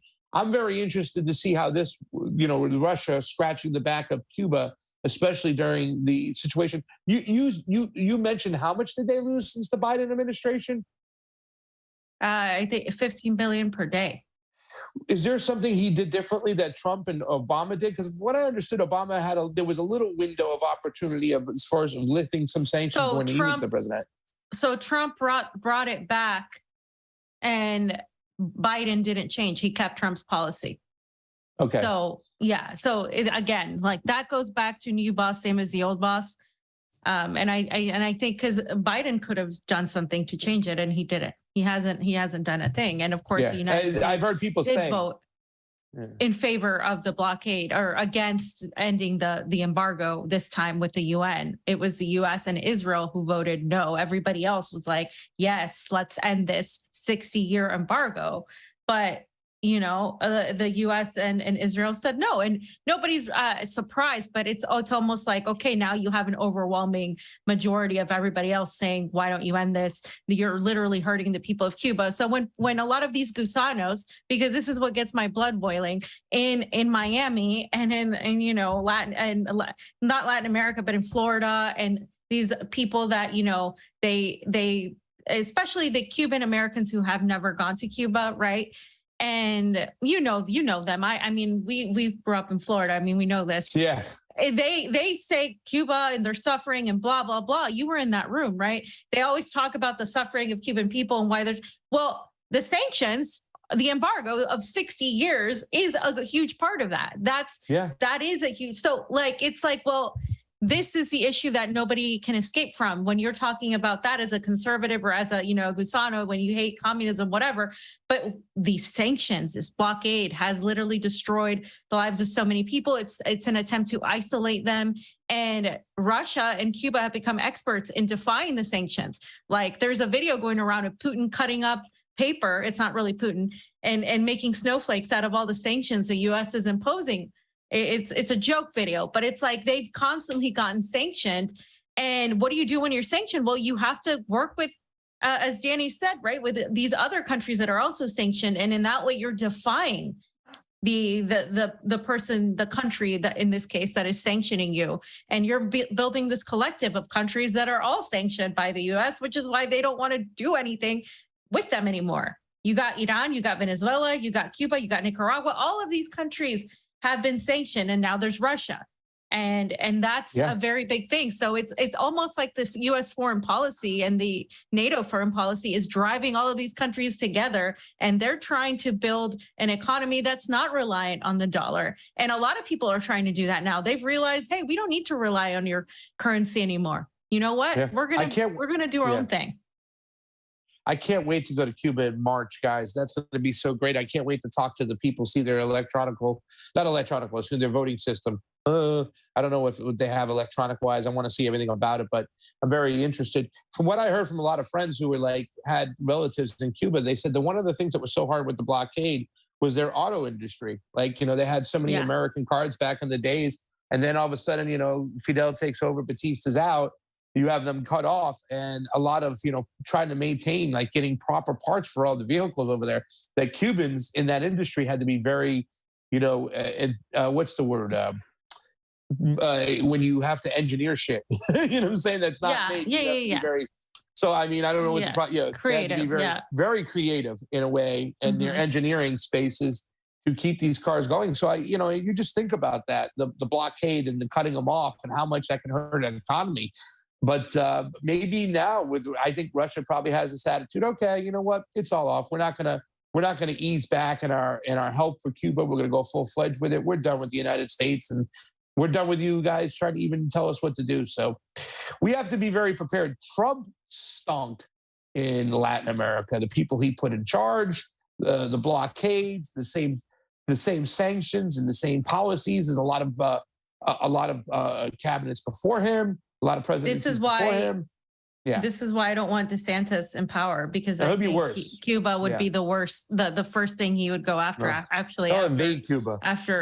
Right. Yeah, absolutely. And that's the thing. And that's, and now we're in a situation where any of these conflicts could turn into World War III, right? As Igor just said, now this war could be our last war before we fight with sticks and stones. And that's what people don't understand. This could potentially escalate, and you're seeing again these lines drawn. And the flights reopened. By the way, I don't think there's many, but they began reopening a month and a half ago in September. I can go and use my rubles. So when I'm in Cuba, I can literally use my card in Cuba and get money out via the ATM. And by the end of this year, I'll be able to use it in any store. So that is something cool, because, for example, if somebody is working for RT, but you don't live in Russia, you can only go to certain countries and get paid that way. It's a whole problem for a lot of people that aren't living here, that is to find out ways to get paid because of the sanctions. But if you're in a country like Cuba or Venezuela, which is the other country that will be doing this, you can find a way to get funds. And that's something important too that's developing. So very big, and we'll see what happens. I'll be following the talks obviously tomorrow and Wednesday to see what exactly gets said. And I know that the talks are private, meaning the media will not be allowed mostly on that. So I was already informed about that. So otherwise, I would literally be there front and center. But yeah, so I'm very happy that I got to do this. I get to cover the issues I care about. So that's, what are you talking about, fam? You work for the Russians. You have to do what Vladimir Putin tells you to do. Another thing, by the way, guys, regarding Cuba, this is actually probably not a coincidence that this happened. This was approved. So a few months ago, Cuba made a proposal to the EEU, which is the Eurasian Economic Union. And this proposal was to set aside a 50-hectare plot of land to create this industrial park in Mariel in Cuba. And it was approved, and they're going to be producing, and this is what's left to be seen, right? They're going to be producing their own pharmaceutical products, their own biotech, and other equipment and machinery for industrial use. Now, this is interesting considering what's going on in terms of the biolabs that were discovered in Ukraine, right? Because we still don't get it. We haven't gotten any answers on that. Russia did their investigations and they said, yes, that they were experimenting with bioweapons in Ukraine. And of course, Victoria Nuland first denied it. And then she had to admit that, oh, yes, these were bioweapons. And one of the things that we've talked about here is that supposedly the Sputnik vaccine was the non-mRNA, and the Cuban vaccine is also different. I haven't confirmed that. I mean, when we go, we're going to talk more about that. But one of the things that will be interested is to see where they go with that, because I think that is extremely interesting. Perhaps they're trying to compete with to see what the hell is being done. I don't know. I'm giving an opinion on this because it's important that you don't just that they don't hold all the understanding, that there is some sort of counter movement to that. And I think it's interesting in the context of everything that we've seen happen. And also, of course, the fact that Cuba did have to be very ingenious and develop their own medical field, and their own studies on cancer and stuff are among the best that because with the blockade, they weren't allowed to have all the technology and stuff that we were allowed to have. So it's an interesting concept. And you guys can see the pictures of the map and how that's going to go. It's also going to affect Latin America. There's going to be a pathway towards Europe and down and around Central America as well. So yeah, and Asia, of course. So it'll be interesting to see how that develops. Fam, I got a question. How am I getting from the States to Cuba? Do I have to really go to Mexico City and then go from Mexico City to Cuba? Is that what's going to happen? There's a Tijuana. No, there's a process. There's a process for. We have to look into that because it's not easy anymore.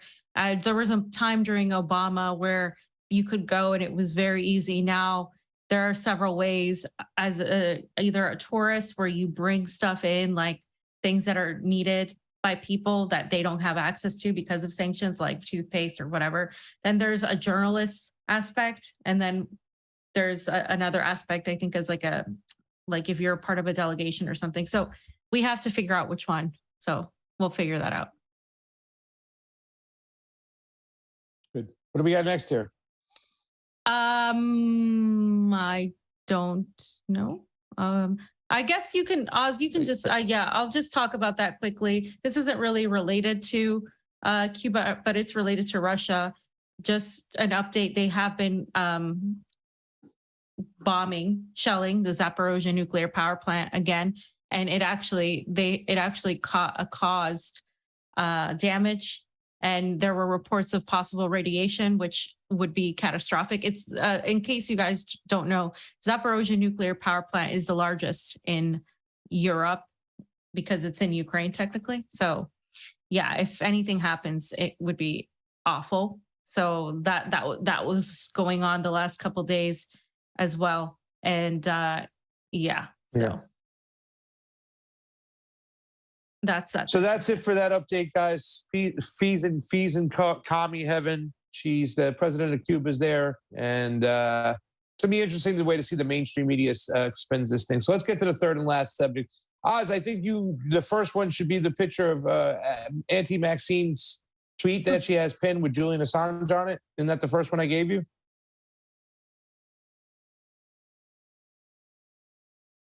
There it is. That's the first one. There we go. So I can barely see this, but I'm going to put it up there, fam. I don't know if you can see. Guys, FTX is going down on Wednesday. This is kind of crazy because we saw all this money right now that got funneled into Ukraine and then eventually into the Democratic Party and the Republican Party, the establishment. There are Republicans on the list. We have lists. The majority was Democrats, but there was also Republicans, establishment people who made money off this whole FTX scandal with Ukraine. we are finding receipts out there. They're looking at it as just regular donations, but they shouldn't. This is a scam. This is a scandal. They shouldn't be getting any donations from anybody coming from FTX or anything whatsoever. It's just because they're funneling money through Ukraine.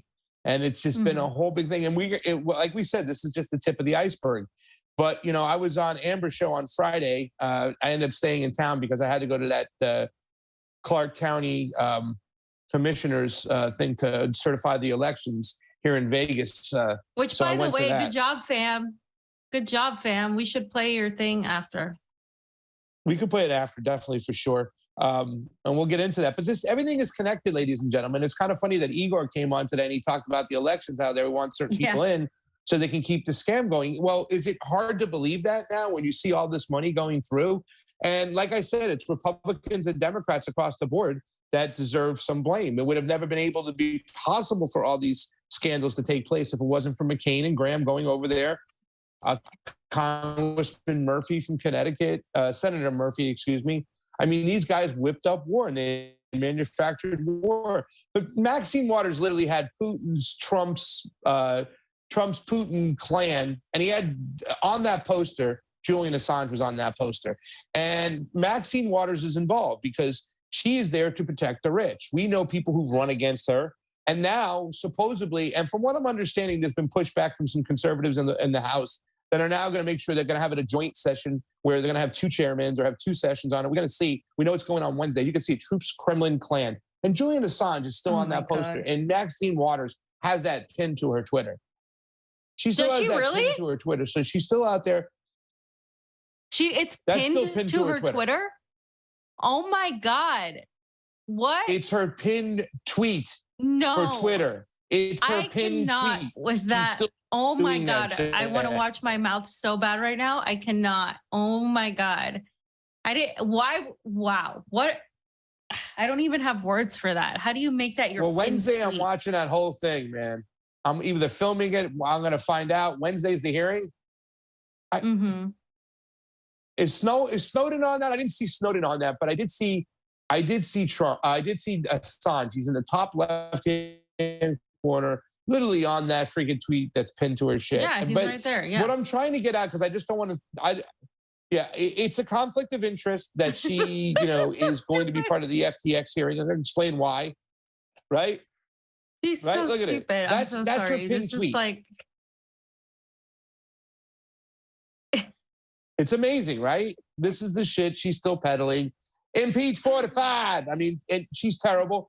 She handled the hearing for the Wall Street bets. And once again, it's so disgusting to see so many congressmen there that are just standing behind the financial system. There's one congressman, I can't even remember his name.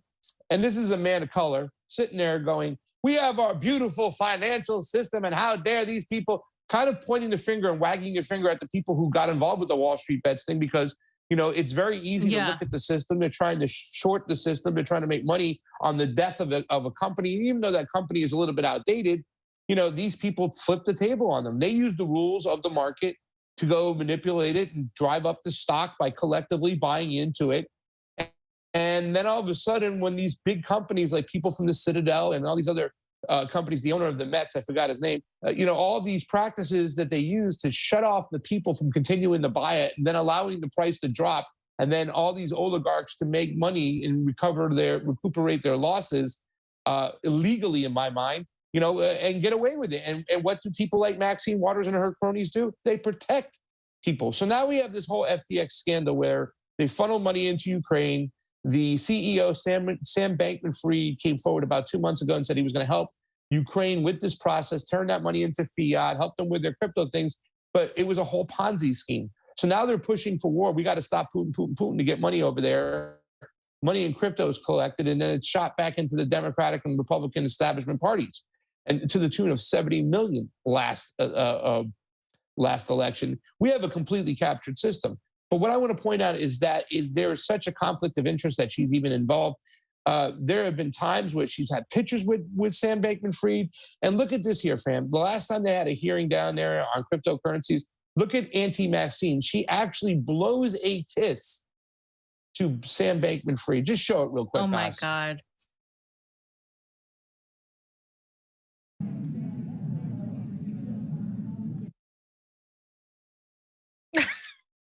one more time, please.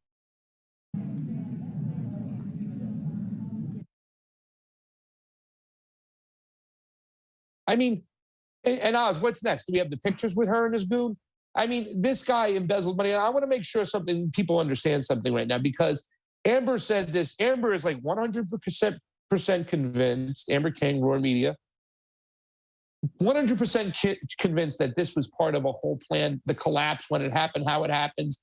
And we all know I don't know whether you believe it was a planned collapse or you believe that it's just the establishment taking advantage of a catastrophe for their own benefit, being that they're going to use this to heavily regulate crypto. And I don't mean regulate the banks or the exchanges on crypto. They're going to regulate us. They're going to make it harder for us to get a hold of it, because cryptos, including Bitcoin more than anything, is a threat to the American dollar, fam. So they're going to go after a whole younger generation of trying to build wealth and not allow them to, so they can stick it in their crony's pocket. And Oz, I don't know if you showed both pictures, but hopefully you did. There's Maxine Waters hugging up with SPF. Yeah, no, I mean, I agree with Amber. I think this is absolutely planned. I don't think anything like this isn't planned. Just the timing of it is extremely suspicious, I will say, at least, right? Right now, we only have certain facts, so we can only assess with the facts. But what we can say is you go back to how this has happened before. And, people like Nancy Pelosi, people like Maxine Waters, they have intel, right? For example, Nancy Pelosi and her stock trading, that sort of thing. Like, there's no way you're going to convince me that these people had no idea, right, about these things. They have a very clear idea. And the things we talked about with Tara too, just the connections this guy has, his girlfriend's company. To me, it's just like very obvious in how well connected he was to all of these people. And how, I mean, you just showed Maxine Waters, but she's hardly the only one, right? I mean, this is like the vast majority of the establishment in our Congress. And so, I forgot to tell you guys, along with this FTX thing, I posted the picture, the cartoon of Zelensky, right? That Bob person, I forget Bob. It was this cartoon, this guy that draws cartoons. It was a meme. It was Zelensky with kind of looking like a babushka with like a skirt, and he was washing this shirt, and it said FDX, the detergent. So it was like this little like meme thing. Laundering. And I posted the money laundering. Yeah. And I posted that on Facebook, and they blocked it. It's on there, but you have to say okay to see it. They blocked this cartoon caricature saying that their fact checkers had proven that this was false. I'm like, what's false? A cartoon? Like, it was like, so they are like on this because they know it involves their best people. And Jeremy Lafredo, of course, posted this, and he's, by the way, Jeremy's here in Moscow. Jeremy Lafredo posted this, the thing about the New York Times, right? The New York Times meeting happening between Sam Bankman-Friedman. There it is, Oz. If you want to show the audience that, it's hilarious. Facebook tried to ban that. But there's going to be a meeting between Sam Bankman-Friedman, what's her name? God, it's the name escapes me. Janet Yellen. Zuckerberg. Janet Yes, Yellen. Janet Yellen, U.S. We talk. It's I don't know if they canceled it. New York Times. You know who else is at that, fam? Janet Yellen. But you know who else is there? BB's there. BB's there? BB's there. Yeah. He's going. Netanyahu's going there. There's a couple other people that were on that list that I saw as well. And it's like $2,600 to enter is the entry fee to get in that thing. And I don't know if they're going to continue to go with it, but it's interesting. I wonder if Sam Bankman-Fried is there. And there's been a lot of puff pieces. They've been really freaking protecting this guy. Kurt Metzger was on the show the other day, and he was talking about reading a lot of the puff pieces. I think The Intercept might have one of them really puffy. Oh, of course they do. I think that's what I've been seeing. There's a lot of people protecting this guy. Yeah. Kit Klamberg had posted something. Of course, The Intercept has this this puff piece about saying, of course they do. Again, F the Intercept. Never, ever, ever, ever send whistleblowers to the Intercept ever. Okay. Yeah. Anyway, the Intercept did good work, right? Recently, want to show their true colors. They kept pushing that the squad getting new members was could that not be a big story? Like they were breaking something, and then all of a sudden, puff pieces on Sam Bankman-Fried, FTX. Now, I just want to show this clip over here of Maxine Waters, fans, because this is going to get you even more irate. The clip that was played on Amber's show was her talking about kind of like, well, we're in the dark again. It was almost like the COVID kind of speech. Oh, we're in the dark here. We don't know. We got to learn about crypto, and we're going to get educated more on it. It's like, look. And Steve's been saying this, and it's so important for people to understand. No, FTX acted like a regular bank does. This isn't about finding out what crypto is all about, understanding, educating, and then putting the roadblocks and the restrictions on it to make it fair and protect the people. This is about making sure that we can't use it. We already know what it's all about. They stole money. And over the next couple weeks, ladies and gentlemen, if you know anybody who's lost money in FTX, give them my email address, theconvocouch@gmail.com. I want to start talking to the people who got locked out of their accounts and putting some faces in our media so people can understand how they got robbed. Because, fam, this was also, there were, I believe, pension funds that were invested in FTX that got shut out. This is like the 2008 collapse again, where they stole from people's retirement funds, but yet they get away with it because Congress always protects them. And Congress is going to continue to protect them like they protected the Citadel and these other groups when it came to Wall Street bets. Well, they're going to protect Sam Bankman-Fried when the guy should be in a jail cell right now, rotting for the rest of his life. You know, and everybody in the media was in on this. That's why Amber's so convinced that there was like, no, not just the connections to the SEC and all these people and everything, and the connections to the WEF. That now it's really nice to see a couple independent media shows out there today talking about these connections to the WEF, because this guy tanked almost his money that went to his brother Gabe Fried, worked for this lockdown or open pandemics, whatever. I forgot what the name of the thing is. I don't have it in front of me, but really went against and pushed against every ivermectin test out there. So they were part of the whole vaccine situation. They were really part of it. Everything is so connected in this FTX scandal. Take a look at this clip right here, fam, of Maxine providing, once again, protection for her colleagues. And she's supposed to be one of the chairs this Wednesday of this hearing coming up. And like, you're going to be paying attention to the Russia-Cuba thing, fam. I'll be paying attention to this. Tomorrow, I'm going to do a little election special, fam, because there's a lot of stuff going on with the elections I got to talk about. Arizona, Nevada, I got the inside track stuff that hasn't been even broke yet. But take a look at this clip and give me your thoughts on this, fam. It really makes you angry at anti-Maxine.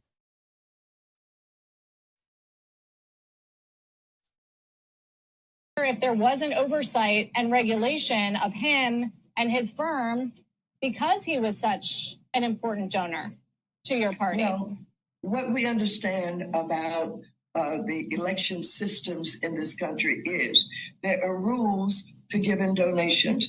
And when one follows those rules, then you cannot object to the fact that they give contributions and they follow the law in the way that they give them. But as I understand it, without the investigation having gone on, that there were contributions made to Democrats and Republicans. And certainly those contributions may have been done in an attempt to influence, but of course, we have to deal with that as regulators and as members of Congress with the responsibility for oversight. And so we will be a part of what is going on with these hearings and investigations, and we will do everything that we can to expose any violations that were obviously made. Well, he gave $500,000 to Democratic National Committee, and we just showed a number of your colleagues on the House Financial Services Committee that took donations from him. Should the DNC and your fellow lawmakers return that money? Well, usually that's up to individuals about whether or not they return. I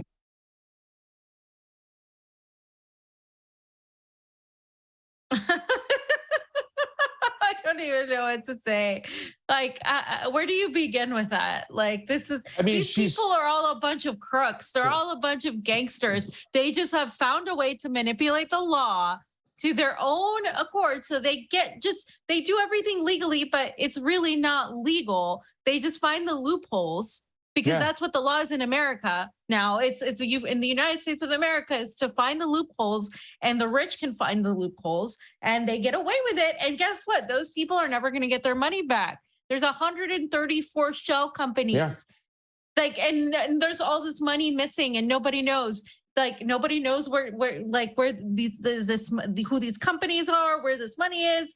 This makes Ozark and any of these shows look like nothing, like pudding. This is what they do. This is why I can't get mad at the mafia, fam, because the mafia is like nothing compared to these idiots. I mean, this is wow. Yeah. I used to go to this restaurant called the Wiener Factory, and it was all these little funny things written on the walls. This is on back in the days when I was eating hot dogs on a regular basis. Oz, leave me alone. I love my hot dogs. But there was something written on the wall. It goes, "What's the difference between the LA Health Department and the mafia?" And right below it says, "You can reason with the mafia." And I feel like that when it comes to our government, because these guys are just crooks in our face. And I think when it comes to the FTX scandal, and something very important to point out, which you just did, Fiorella, thank you so much, is that they go and they stand behind the process. Oh, the process was fair in which this money was donated.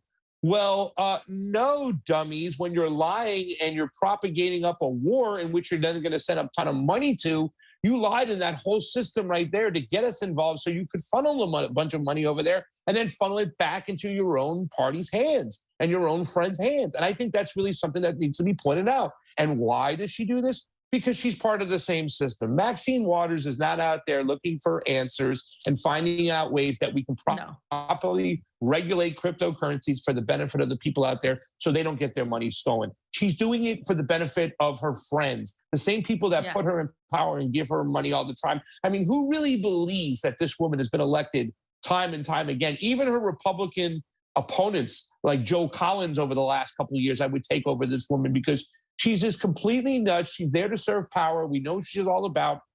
And Oz, I have up over here some members of the Senate and then some members of the House who got money donated to. And I think it's important, Amber put it out on her show, I think it's important, fam, that we look at some of these names who were involved in the scandal because it's so much of Congress. They all need to go. They all need to be fired, thrown out. This is criminal what they did again, yet again. And they constantly get away with this time and time again. Fam, can we read some of those names, Oz, if you can't, from the Senate there? Because it's too small for me. Mark Warner of Virginia. Let me make it bigger. There we go. Mark Warner of Virginia, Maggie Hassan of New Hampshire, Gary Peters of Michigan, John Tester of Montana, Alex Padilla, my man, of California, Debbie Stabenow of Michigan, Tina Smith of Minnesota, Ron Wyden of Oregon, Tim Kaine of Virginia, of course, Joe Manchin of West Virginia. Oh, good old Joe. Good old Cory Vegan Booker of New Jersey, Pat Murray of Washington, and Senator-elect Peter Welch of Vermont. There's all our winners. And Republicans. There's less Republicans, but there's still some. Senator Lisa Murkowski of Alaska, John Hoeven of North Dakota, John Boozman of Arkansas, Susan Collins of Maine, of course, Richard Burr of North Carolina, and Invoice Cassidy of Louisiana. All right. In the House. Oh, in the House. Holy crap. Okay. So we got Teresa Leger Fernandez, Democrat from New Mexico, Richard Hudson, Republican from North Carolina, Lou Correa, Democrat, California, Sidney Axine, Iowa, you see Josh Moore, California, Mike Levin, fam, California. Wasn't Bernie pushing him? You got Mike Simpson, Gus. Are we on the, is this the House? This is the House, yeah. yes. Is this the House you're reading? Yeah, Jim Costa. I'm just going to go through some of the ones you may know. Sean Patrick Maloney from New York. Let's see. Oz, do you have it up? Yep. Yeah, he has it up. He has it up. Yep. Abigail Spanberger from Virginia. Let's see. I can't see it on my screen. Let's see who else. Blah blah blah. Jim McGovern from Massachusetts. Richie Torres, New York. There, all my New York folks who they don't like Richie Torres. Chantel Brown. That's right, the progressive from Ohio. Haley Stevens, Ruben Gallego, Lucy Macbeth, Nanette Berrigan, fam. Nanette Berrigan. Remember her from California? Tony Cardenas, fam. Tony Cardenas. Was a good old friend. Yeah. Josh Gottheimer. That one's from New Jersey. Adam Schiff for Brains, of course. And Hakeem Jeffries. Yeah, there you go. Our next speaker. Yeah, your next speaker. And for Republicans, let's see, you got Jarek McCouts, Morgan McGarvey, that's Kentucky, Seth Magaziner, Rhode Island, Maxwell Frost, Florida, Chuck Edwards, North Carolina, Greg Cesar, Texas, Jasmine Crockett, Texas, Robert Menendez, that one, we know him from New Jersey, and Becca Ballant from Vermont. So you got way more Democrats than Republicans, though. Way more Democrats. That's, I mean, you can't make that up. I'm not making that up. I mean, we're not here saying, but yeah. Wow, that's disgusting. Yeah. And I heard the dollar signs were not as heavy some of the Republicans, but it doesn't make a difference. I'm going to make it a point to get in Robert Menendez's face any chance I get, that warmongering piece of you-know-what. And now I'm going to highlight the fact that he got money from the Ukrainian scandal, and he's a warmonger. He's pushing heavily, fam, for intervention in Latin America. And he is. Yeah, I'm going to highlight that stuff. But I thought that's something that was really interesting to bring to the show. Fam, you'll be paying attention to these talks. I'll be paying attention to the FTX thing. I'm going to do an election show tomorrow, fam. So I'm going to I think Addy Ads is back from Brazil. So I think he'll come on, maybe join us. But we're going to talk about American elections tomorrow. That's it. We have to finish up what's going on over here. The certification process in Arizona has been kicked back in 3 counties, and they're not certifying. And they're trying to figure out and pinpoint the machines. But Oz, can you possibly go to my Twitter really quick and grab my and I just want to say the first one. While he does that, we're never gonna see justice for the people that lost all this money. Like, we're just not. Like, Maxine Waters is tainted. She's blowing kisses to Sam Bankman-Fried. So are all her friends. I mean, she knew exactly. You do not run a scale operation of money laundering, which is what this is. In fact, that's what the entire Ukraine war is in some ways. It's a giant money laundering operation. You don't run something like FTX and what happened with FTX without having somebody powerful there covering your ass. It just doesn't happen. It just doesn't happen. You can watch every movie, every show, and come to that same conclusion. Or you can just look at it logically and look at the history of how these events have happened, how the 2009 crash happened. You don't get there without some powerful people covering your ass. It just doesn't happen. So, I mean, this happened, and they knew this was going to happen. And I bet you some powerful people knew when to withdraw their money and avoid loss the way the little people could not.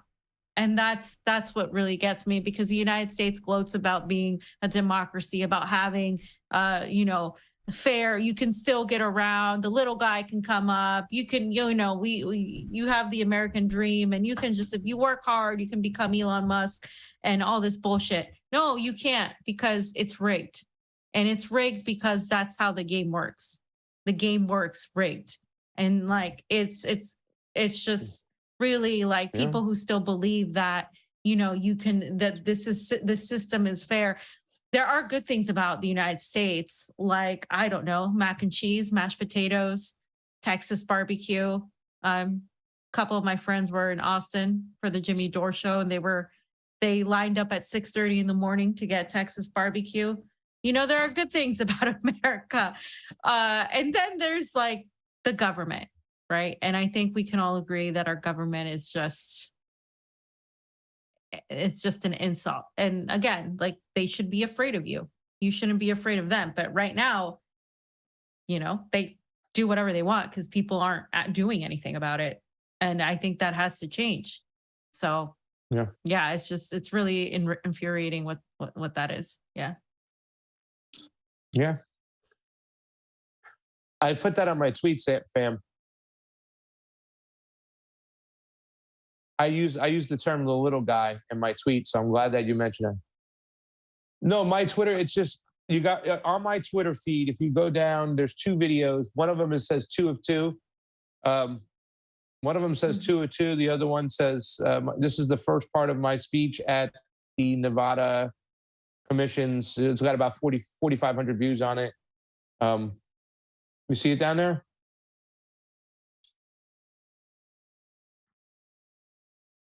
Not that one. I don't want 2 of 2. I want the first one.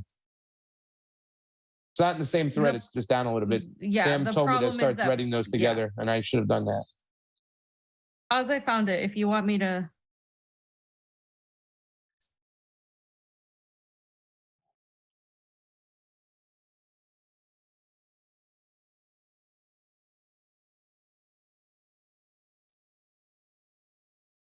You got it?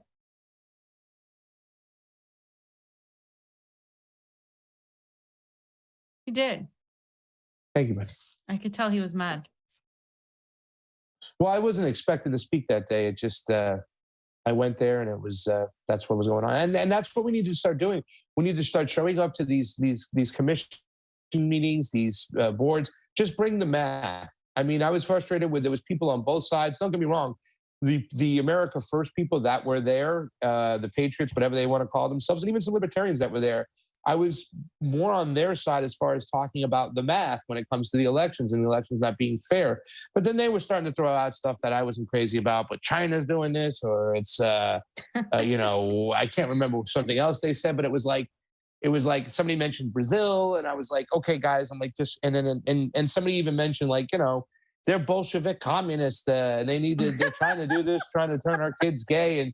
And I'm just like, would you guys stop? God. Like, listen, if we pay attention to the math, if we pay attention to the system, that's how we fix this thing. Just bringing the math up, because that's who got in Arizona. They got caught by the math. The math doesn't add up. And if you understand the math of elections, then you can understand where the irregularities are coming from and where to look. So go ahead and stay take away a look from at everything else. Right now. Yeah. Just stick with the math.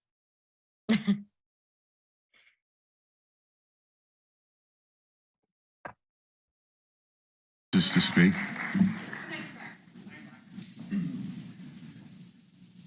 Hello, my name is Craig Pasta Jardula, Jardula. I'm a new resident to Nevada. But what I do is I'm an international election observer, an integrity specialist. Over the last year and change, I've been to 5 different elections.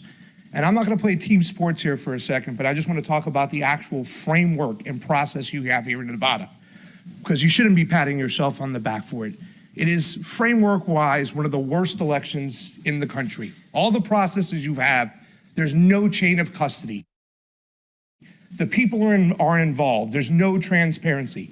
Out of the 5 countries I went to, SWB audio capture not registered. Nowhere, 0.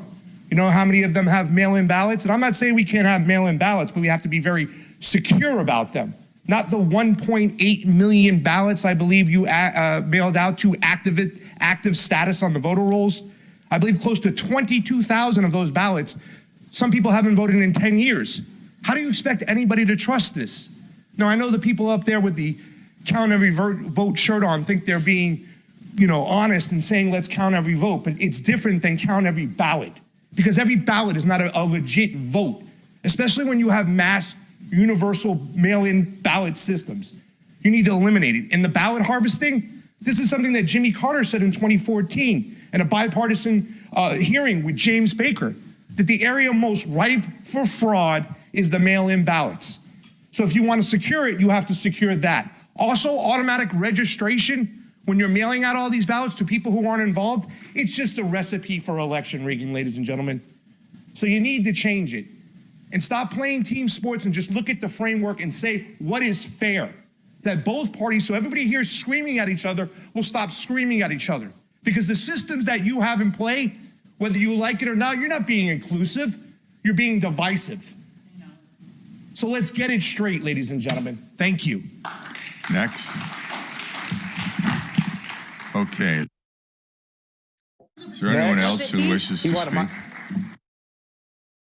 Was it being spastic or was it just? He wanted me off there. He's like, it was being spastic. Okay, that's whatever. weird. Ladies, you can go to my Twitter and check that out. If ladies and gentlemen, if you want to check that out on my Twitter, go to the Twitter and check it out. It was a little bit off. No big deal. But yeah, I mean, I'm going to be talking more about this on Tuesday, and I'll be talking more about tomorrow, what's going on. I'll be back I'm going back to Las Vegas tonight. So I'll be back there tomorrow for the show. T-Lab Tuesday in the morning. Then I'm going to have an election special that night. Don't know who I'm going to have on, but I have a couple people in the queue trying to break some news, what's going on. Like I said, in Arizona, 3 of the counties have decided not to certify until the 28th, and they want to look more at the machines and see if they're verifiable because they try to backdate the verification process that they looked at these machines and they haven't. They kind of got caught with that. So therefore, there's a couple of counties that are saying, wait, we're going to take a step back. I think that just provides more time for the math and the information to come out about what's going on in these elections. And the whole thing about it is that you have a lot of people chasing their tails. I know I brought up math statistics when I went up there. I talked about the 40,000 ineligible ballots, possible ineligible ballots, 22,000 ballots that were mailed out early in the active status in Nevada, which is 1.8 out of 2.1 eligible ballots mailed out. I mean, literally, that's like 90% of people on the voter rolls. 22,000 of them, fam, haven't voted in over 10 years. And when you have a place like Clark County that has Las Vegas, Nevada, you can just imagine how many people die or move or whatnot. So when you have this mass universal mail out system, and they said, and that was the compromise. They said, we're not going to mail it out to everybody on the voter rolls, just people who are active. Well, people haven't voted in 10 years and they're still active. How could that be? Then we did find out for sure, fam, and this is my data analysis, the Watchdog group, 18,000 of those ballots that were mailed out too early as well. People had already died or moved on for sure that they knew about. Some of these elections were decided by less than 13,000 people, less than 12,000 people, less than 10,000 people. So you can just imagine if you have a system like that, and that's only the numbers we caught right off the bat. You know, you can't have these systems where it's automatic registration. People aren't involved in the system. They don't want to be politically involved. So now a ballot is produced for them to simply for renewing their driver's license or getting a license for their first time. And with a mass universal mail out system, with 90% of the voter rolls, you get a ballot mailed out. They had less than 800,000 votes, I believe. So now you have 1 million ballots just floating out there. Same thing in Arizona. I think they mailed out 3 million ballots because what they have in Arizona is they have an early voting list. Well, that list is not updated to date. And if you mail out 3 million ballots, only 1 million of them come back. You literally have almost 2 million ballots floating out there, fam. And that's what the system's going to do. It's a system that produces fraud. It's not in this situation, yes, people can manipulate any system, but the system itself is made to be manipulated. It's made for fraud. So if we fix the system, it'd be very hard for them to manipulate the vote the way they are doing now. But they're not going to fix the system because the way they maintain control of the system is through manipulating the system. They're not going to fix it. And that's the issue. Like, it's like, well, people who are running third parties, if you're not talking about the stuff, why would I even care to support you? That's the thing. Like, every single third party, whether they're libertarian, independent, green, whatever, I don't care. You should be talking about this. Not like, oh, but it's the right wing are talking about it. I don't give a crap who's talking about it. It is what it is. Obviously, the right's going to have the things they get wrong on it. But that doesn't mean it's not happening. It happened to progressives with Bernie. It's happened to many people throughout the last few decades, especially. So if you want people to have trust in the system, you would want to fix it. They don't even care about that anymore. They want to force people to trust the system. They don't even, not even for you to trust it, but they want to force the system, enforce the system regardless of whether you trust it or not. And if you question the system, then you will be vilified. So again, this country that we talk about, you know, what we did in Ukraine, what Victoria Nuland did, what Jeffrey Pyatt did, what our government did, that Burisma, how Biden is protected, how Biden is protecting his son now, what's going on with FTX, the coups we've done, all of these things people accept that the US has done, but they cannot accept that their elections are possibly not good at the very least, and at worst, some of the worst elections in the world. I mean, come on, guys. I mean, it's the same thing with the pandemic. You think that they lie to you about everything else, but with this, they weren't going to lie to you. It doesn't make any logical sense. You can't just pick and choose where they're corrupt at. And that's my biggest issue with a lot of the left, is like on these issues, just because the right talks about them and says, oh, yes, elections are not, valid or whatever. And they say, well, COVID, they lied to us about COVID. They say, oh, because if it was a right winger, that means we dismiss it. No, you literally look at the information regardless of where it comes from. That's one of the reasons why a lot of us like Julian Assange, because he would look at everybody's information and he would assess it regardless of where it came from. And he would make a lot of people mad when that would happen. And that's some of the things we need to be able to do as journalists. Is it doesn't matter where the information comes from. If it's true, and if there's some validity to it, then we go that route. We look at the truth. We don't just go, I have my ideology, Pasta has his or his lack of ideology, whatever that may be. That doesn't mean I'm going to pretend that, just to fit in with PSL, that the elections are fair and transparent, while I rage on about the empire and how awful it is. Like that doesn't make any sense. Yeah. And they have this, the ruling class has all these people convinced. It's like culture wars to the nth degree with these people. Like all those people that I was alluding to, they were wearing the shirts, count every vote. And that is like, oh, I'm being accessible. I'm letting the most vulnerable vote. Let's count them all. Let's let them participate in this process.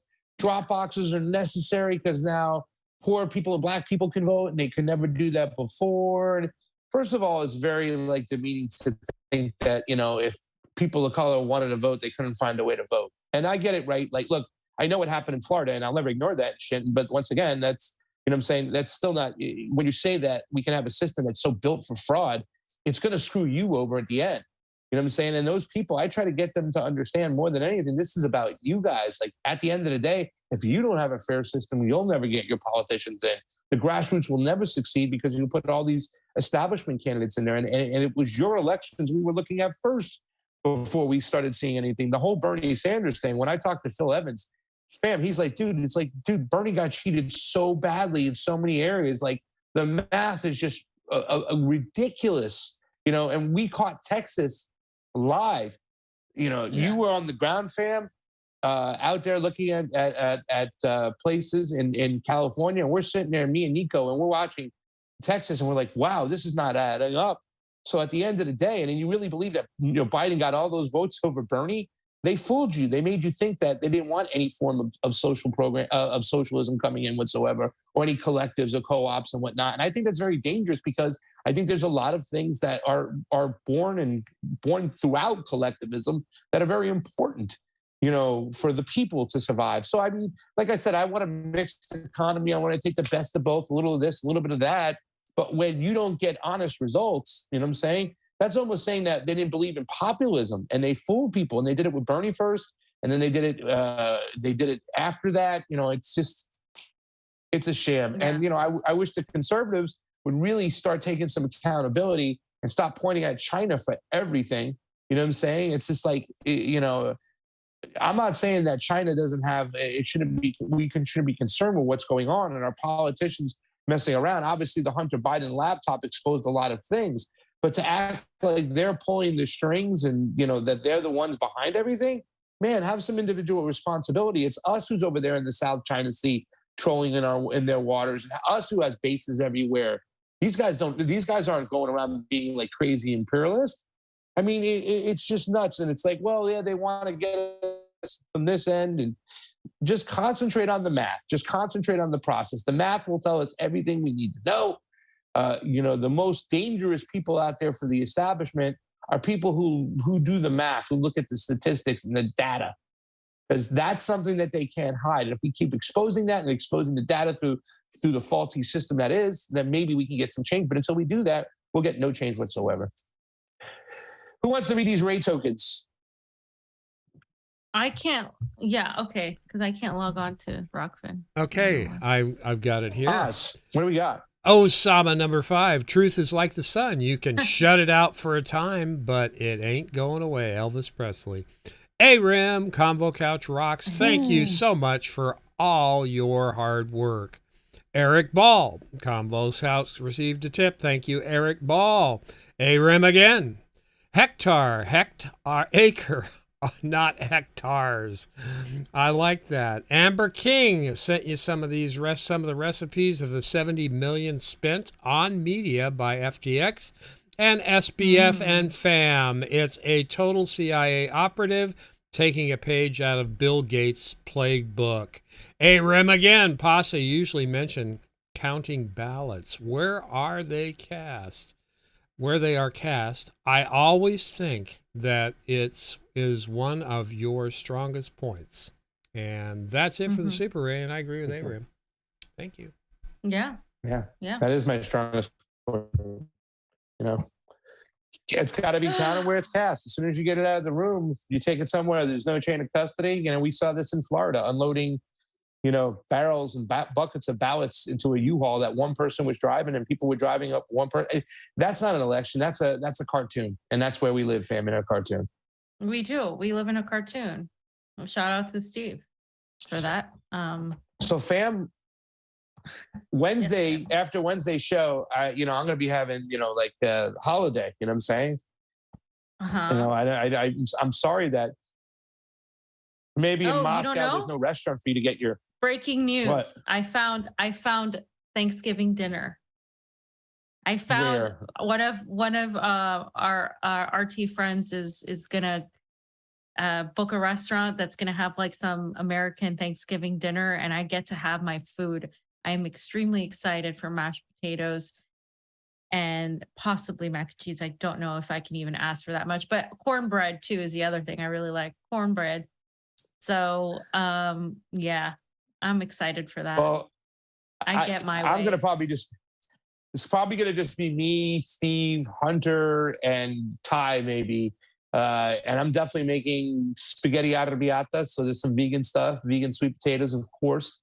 I'll probably make a vegan mac and cheese because I do have all the ingredients for it. I got all the cashews and shit. And Can you FedEx it? No, not at all. FedEx doesn't take that stuff. Fam, it's mac and cheese. Vegan mac and cheese. And I'm making it good. And then also I'm going to make I'm getting that I got vegan pumpkin pie already in my freezer. And I got vegan like roll that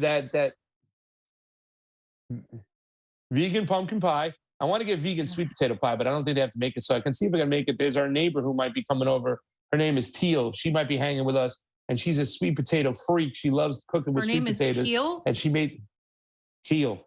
And she made some vegan sweet potato weed little cakes, fam. And I had some the other day. They were fam, Putin is listening. I can't. You can't. Putin is listening. I'm sorry. We can't say the W word. Freethinker just jumped in, by the way. Vam, stop it. Oz, Freethinker just jumped in and said something really nice. I figured it'd be a great way to end the show right now if you could just read Freethinker's Super Ray.